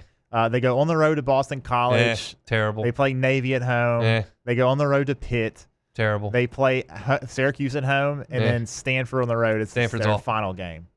So yeah, I mean, I think they're going to win their next 10, and if they will be a great test case, because they will not have a good win. Nope. If that's the case, they will not have a good win. But it's Notre Dame, Hunt. They always usually get the benefit of the doubt. We'll see. I'm curious to see how that happens. I sincerely hope that we're grinding this with LSU's resume being put right up there. I tell you all the time, some of my favorite things to grind all year are how the things are shaken up in the baseball selection committee stuff. And I just find it fascinating, because I think it's more interesting than the basketball stuff. Because in basketball, if you're between a 4 seed and a 12 seed, it doesn't really matter all that much. In baseball, you've got to be in the top 8, got to be in the top 16, got to be in the top 32, and then it's just interesting to me how all that stuff shakes out. And we now have that opportunity with football. Just LSU played their way out of us discussing it in earnest last year. We'll hopefully see them paired with teams like Notre Dame, potentially A&M, who are playoff teams when that time comes. A&M looks pretty damn good to me. All right, that's it for my thoughts around the SEC. Talk to Denton Day next. The Hunt Palmer Show. Genesis of Baton Rouge, genesisofbatonrouge.com is that website. Just go by and see them. You will be blown away by their staff, by the facility, and ultimately by the line of vehicles that you test drive. It's a luxury brand at a reasonable price, and it's experience when you go by there. The facility is first class, incredible ambiance in there. It feels like you're walking into a spa, not a car dealership. The staff's going to treat you like a guest, not a customer. They're going to help you get behind the wheel. They're not going to try to upsell you or pressure you, all those negative stereotypes that you hear about on a car lot. And the fact of the matter is that most of you listening have never been behind the wheel of a Genesis. Change that. Go see them.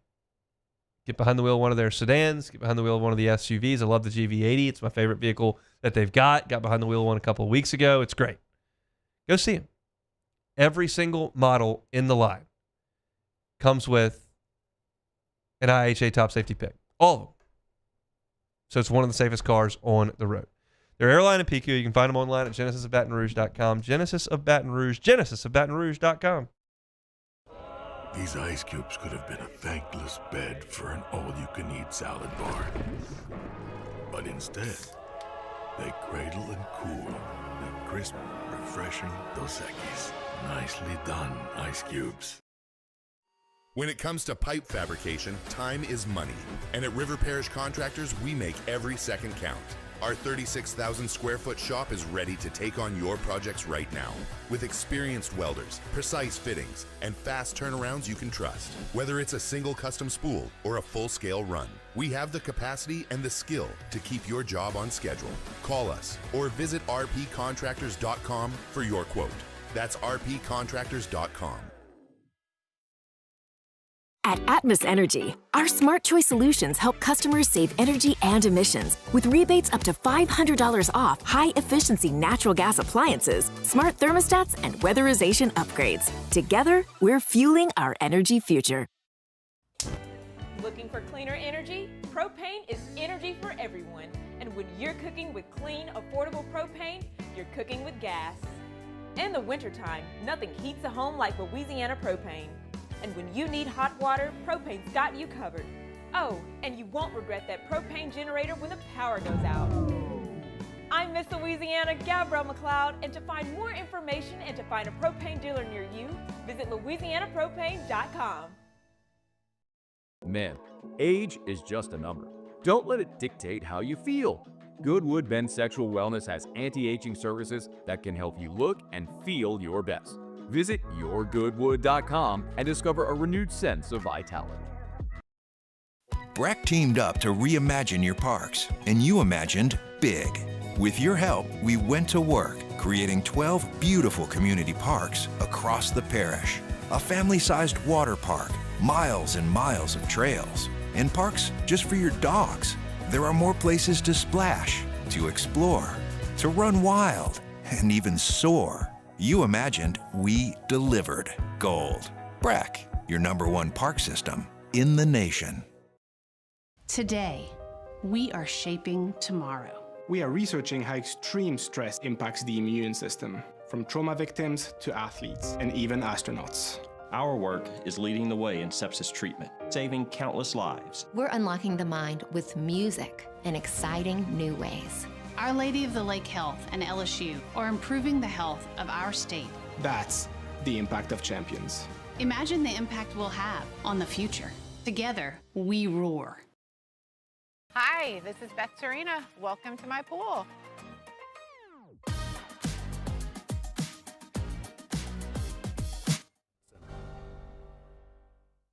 This is the Hunt Palmer Show on 104.5 ESPN, Baton Rouge.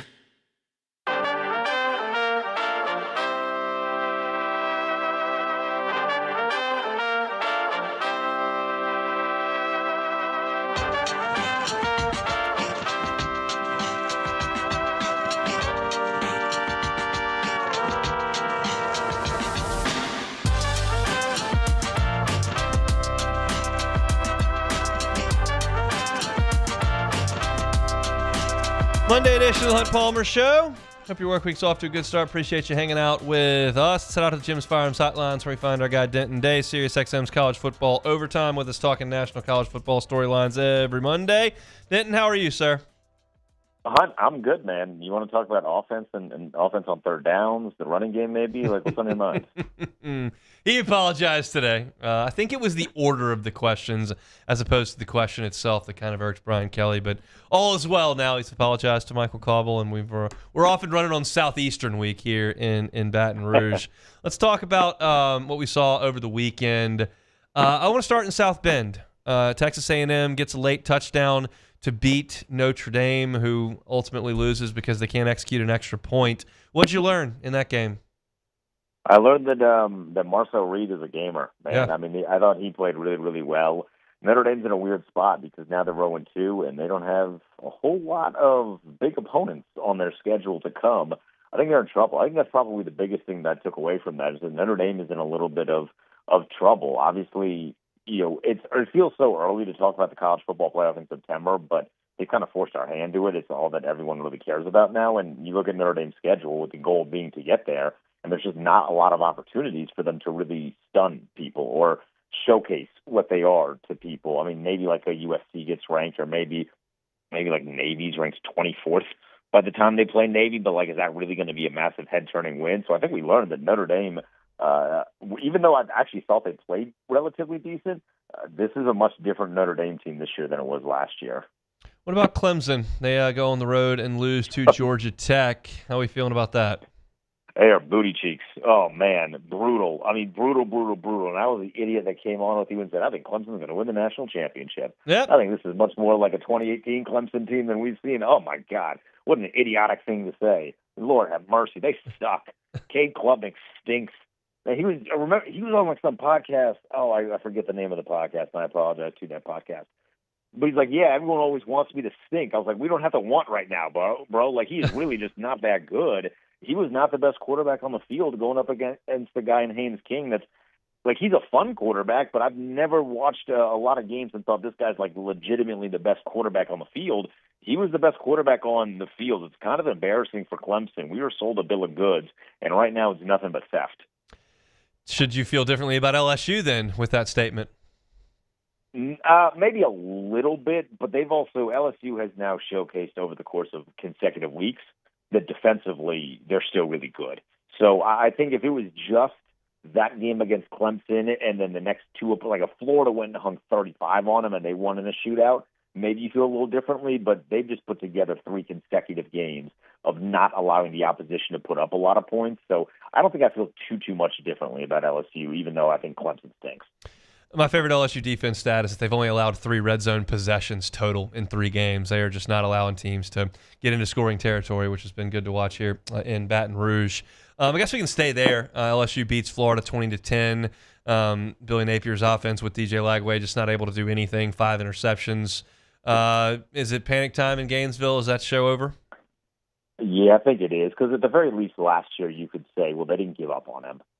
And I don't know if they've fully given up on him yet, but it sure looks like they're trending in that direction a lot more than they were last year. Now, they still have opportunities to sway that. Like, it really does come down to one massive SEC win can completely turn the tide of your season. And thankfully, for Florida, we know they got a lot of those, right? Because their schedule is an absolute, gauntlet. So they're going to have many opportunities to potentially swing their season. The question is, how many opportunities are they going to have to blow through before eventually Billy Napier is just not there anymore? It's an unfortunate situation because I do think he's a good coach.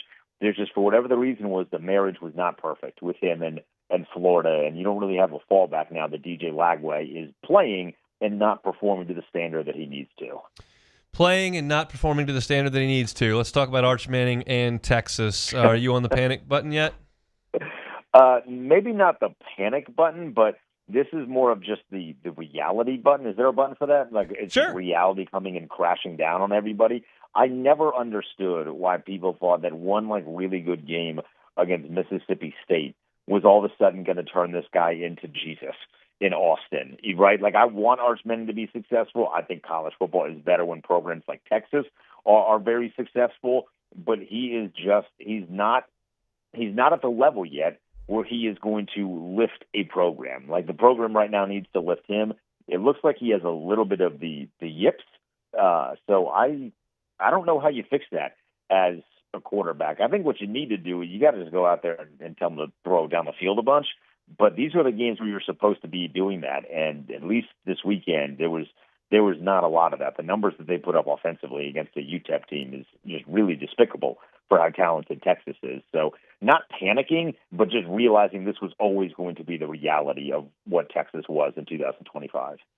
Georgia and Tennessee played a classic on Rocky Top. Bulldogs do what they generally do, found a way to win a big game, and Tennessee comes up a little bit short. What was the most significant result from that game?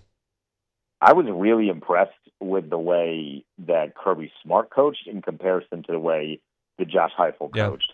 I don't know if he doesn't properly understand math, and maybe he thought 5 + 3 = 9, but I cannot fathom why in the fourth quarter, after that turnover, he was as conservative as he was to just settle for the 3. You have to understand in that situation, you go for the kill. You have the king on the ropes. You got to go for the kill. Like, you haven't beat this team since 2016. You have to go for the kill. So the fact that they didn't, and then they just allowed for a field goal, and then Georgia marched right down, tied it. Like, I could not fathom his decision-making there. And that really speaks to, on one side, you have a truly elite coach in Kirby Smart, and on the other side, you have a really, really good coach in Josh Heupel. But the one thing that's stopping him from being elite is those sorts of decisions. It always feels like Kirby Smart is on the right side of decision-making. He's not 100%, but it feels like more often than not he's on the right side. And at least in this scenario, Josh Heupel was very much on the wrong side. Is there a chance that Ty Simpson's figuring some things out? I said in my last segment, I thought he played pretty damn good on Saturday. I don't think Wisconsin's any good, but that many completions in a row is that many completions in a row. I think he's trending in the right direction. These are what these games are kind of supposed to be, right? Like, this is kind of what makes the Arch Manning thing a little bit more frustrating. I mean, Wisconsin is obviously a little bit different than UTEP, but these are get-right games. So then when you get to play SEC teams, you're in rhythm. And it feels like Ty Simpson is getting into a rhythm. On top of that, I just happen to think that Florida State is pretty good, at least better than we thought they were going to be coming into this season. So I think Alabama is trending definitely in the right direction. And I don't know that Ty Simpson is a world beater by any stretch of the imagination. Like, I certainly don't think he's going to put that many completions in a row against a quality SEC team, but it's nice to see them get some sort of rhythm offensively. So I do think that they're trending in the right direction. Oklahoma does have a tough schedule. They got to play Texas. They got to play LSU. They've got to play Ole Miss. They got to play Alabama. Like, it's a hard schedule, but what do you think about that team and their chances to be a playoff team? They are going to go as far as John Mateer takes them. Defensively, they're good. We know this. Brent Venables, we know what he brings defensively. If Mateer can step up in the big games, which he did against Michigan, but Michigan didn't have an offense. If he can step up in the big games against well-balanced teams, then this Oklahoma team has an opportunity not just to make the college football playoff, but potentially play for the SEC championship. I think we're going to see another scenario where you're seeing maybe the potential of two two-loss teams, maybe not two two-loss SEC teams, but two just general two-loss teams playing in the SEC championship. So I think Oklahoma certainly has a chance. They're going to earn it if they get there with that schedule. It's not quite Florida's, as you know, but it's very, very dangerous. So I think this upcoming weekend against Auburn is going to be a real test just to kind of see what he looks like against SEC competition. But if this guy ends up being a real deal and a legitimate Heisman candidate, I think they're absolutely going to be playoff bound. Who's the best team in the country? I'm going to still reluctantly say Ohio State, but I'm trending a little bit more. I can't believe I'm saying this out loud, let alone on the radio, Hunt. Kind of like Miami. Woo! Yeah, Coach Cristobal? I know. I don't. Cristobal is going to screw something up at some point. Like, we know that's going to happen. You look at their schedule, you're like, all right, which game is the game that he's going to screw up? But they have something going in the right direction. We'll see against Florida State in a couple weeks. That'll be a real telltale sign. But Carson Beck looks good, man. I didn't think that was possible. I thought he was kind of buns. I thought Georgia got way better and letting him go. But Miami, it's the island of misfit toys, I guess, between those two. But they're going in the right direction, it seems. It takes a lot to get me away from an SEC game on a Saturday, no matter what time of day. But sign me up for Miami and Florida State if they both think they're good. That is generally speaking very, very interesting stuff. So we shall see. Dan, we appreciate the time. We'll talk next week. Hunt, appreciate it. Everybody in Baton Rouge, pray for Jane Daniels' knee. Please and thank you. We will. We'll give knees for our guy, Jaden Daniel. He's Denton Day, SiriusXM's College Football Overtime, with us every single Monday.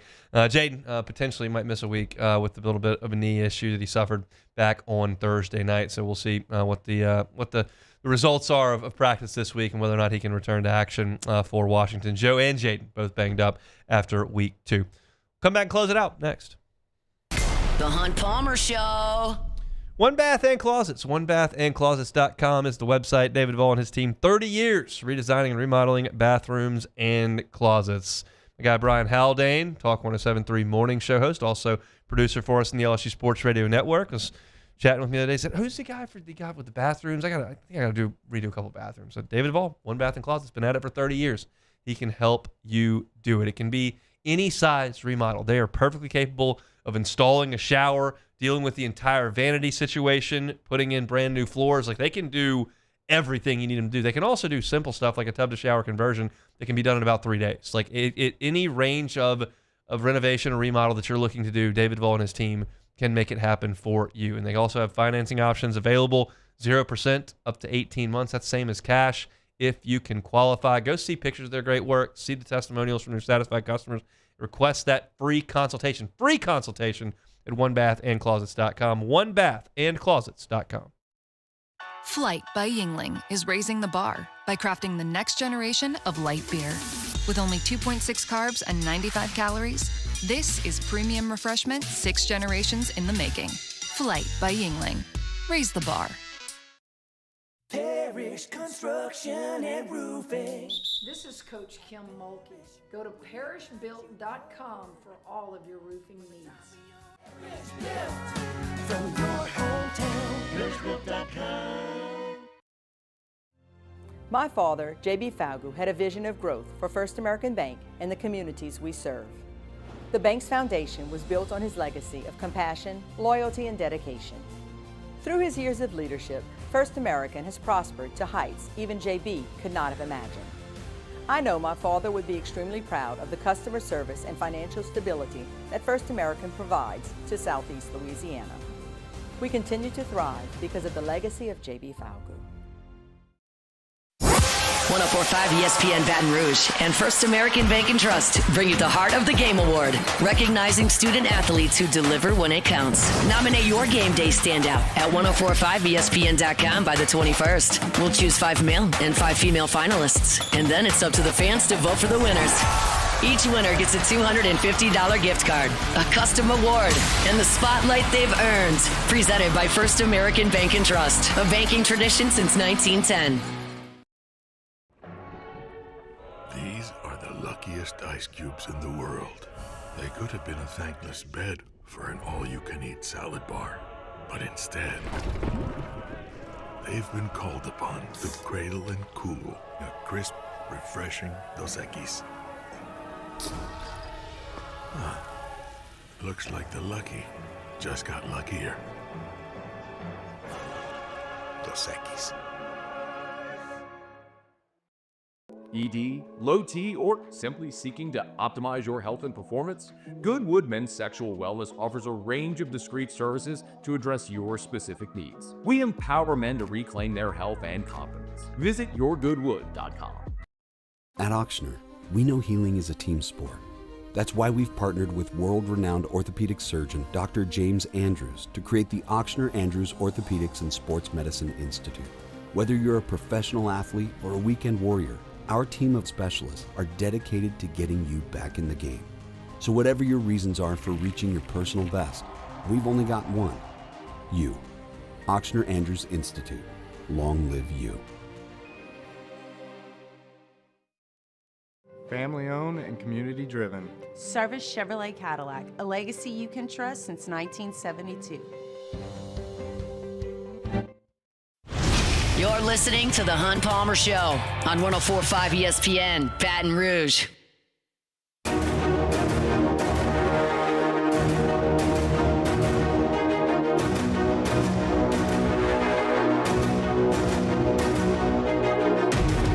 Failure happens to us all, but it's how champions evolve. The only thing that matters from a loss is if you get back up when you fall. You gotta get up. 104.5 ESPN Baton Rouge and First American Bank and Trust bring you the Heart of the Game Award, recognizing student athletes who deliver when it counts. Nominate your game day standout at 1045ESPN.com by the 21st of September. We'll choose 5 male and 5 female finalists, and then it's up to the fans to vote for the winners. Each winner gets a $250 gift card, a custom award, and the spotlight they've earned. Presented by First American Bank and Trust, a banking tradition since 1910. Wrapping things up here on this Monday edition of the Hunt Palmer Show. Fired up for tomorrow's show. We'll have our normals. That'll be Glenn West talking Tigers. We'll have Colin Jeter in studio from the Alumni Association. Saw Colin back on Friday. Great event there where we got a chance to sit down with Charles Alexander, Kevin Falk, Colin himself, as well as Jared Mitchell. So we'll chat with him about that and the game back on Saturday. And then Sharif Ishak will join us, talk all things New Orleans Saints. So lots to do on tomorrow's show. Fired up for that, but let's close things out. We'll take it or leave it. Take it or leave it. Take it or leave it. Presented to you by Flight by Yingling, the next generation of light beer, crafted by America's oldest brewery. Today's hottest stories in sports, news, and sometimes even Hunt's life. The question is, will he take them or leave them? Flight by Yingling, next generation of light beer. Each time you're swinging by to grab a 6-pack, maybe a 12-pack, grab Flight by Yingling. It has got all the flavor that you're looking for, only 95 calories, 2.6 carbs, brewed by the oldest brewery in America, still family owned and operated today. That is Yingling. Flight by Yingling, next generation of light beer. The Shark Dogs covered the spread. Take it or leave it. Gotta leave that one. Gotta leave it. I think my dad kept score. I think it was somewhere in the neighborhood of like 15 or 16 to 3 or 4. Let me guess. Myers scored all the goals. Myers had, I believe, 2 in the proper goal, 1 in the wrong goal. Oh, yeah. Which that happens. There was some accusations going around that potentially he was doing some point shaving based on the number that I had set Myers. On Friday's show. Myers was +8. I don't know. Line was +8. I don't know that he he was doing that for sure, but I can't prove he wasn't. So he did. He put one in the wrong net. I have to get an interview with him to see what happened there. A lot of breakaways for the Myers man that went awry on Saturday. We got a lot of that were kicked out like 15 yards beyond the goal. Well, that's the thing. We couldn't get it between the pipes. Yeah, at this point, he's kicking it straight, and it doesn't matter which direction. If he's kicking it straight out of bounds, it's going out of bounds. That's just how it goes. I mean, but hey, Shark it's a good Dogs performance. took it on the chin again. Yeah, that's all right. They had cupcakes after the game. It was one kid's birthday. Beautiful. Huge treat afterward. All right, next one here. The New York Jets, not good. No. Justin Fields, not very good, but also got hurt. Yep. The Jets plan to play Tyrod Taylor in case Justin Fields is out. Tyrod starting again. Take it or leave it. Pete. I mean, got to take it. I'll take it. Wouldn't be the NFL if Tyrod Taylor was on the Virginia Tech team when they came here in 2007. That's a long time ago. That was 18 years ago. Yeah. Still backing up. I mean, that guy's going to get a healthy pension when his time is done. It's him and based on Jameis, they always just find the right team where somebody gets hurt. Here, and I'll take $1.2 million. I'll hold a clipboard. Yeah. Somebody gets hurt, I'll go out there and lose a couple games. No big deal. So, yeah, shout out Tyrod. Way to go. That's it. Awesome.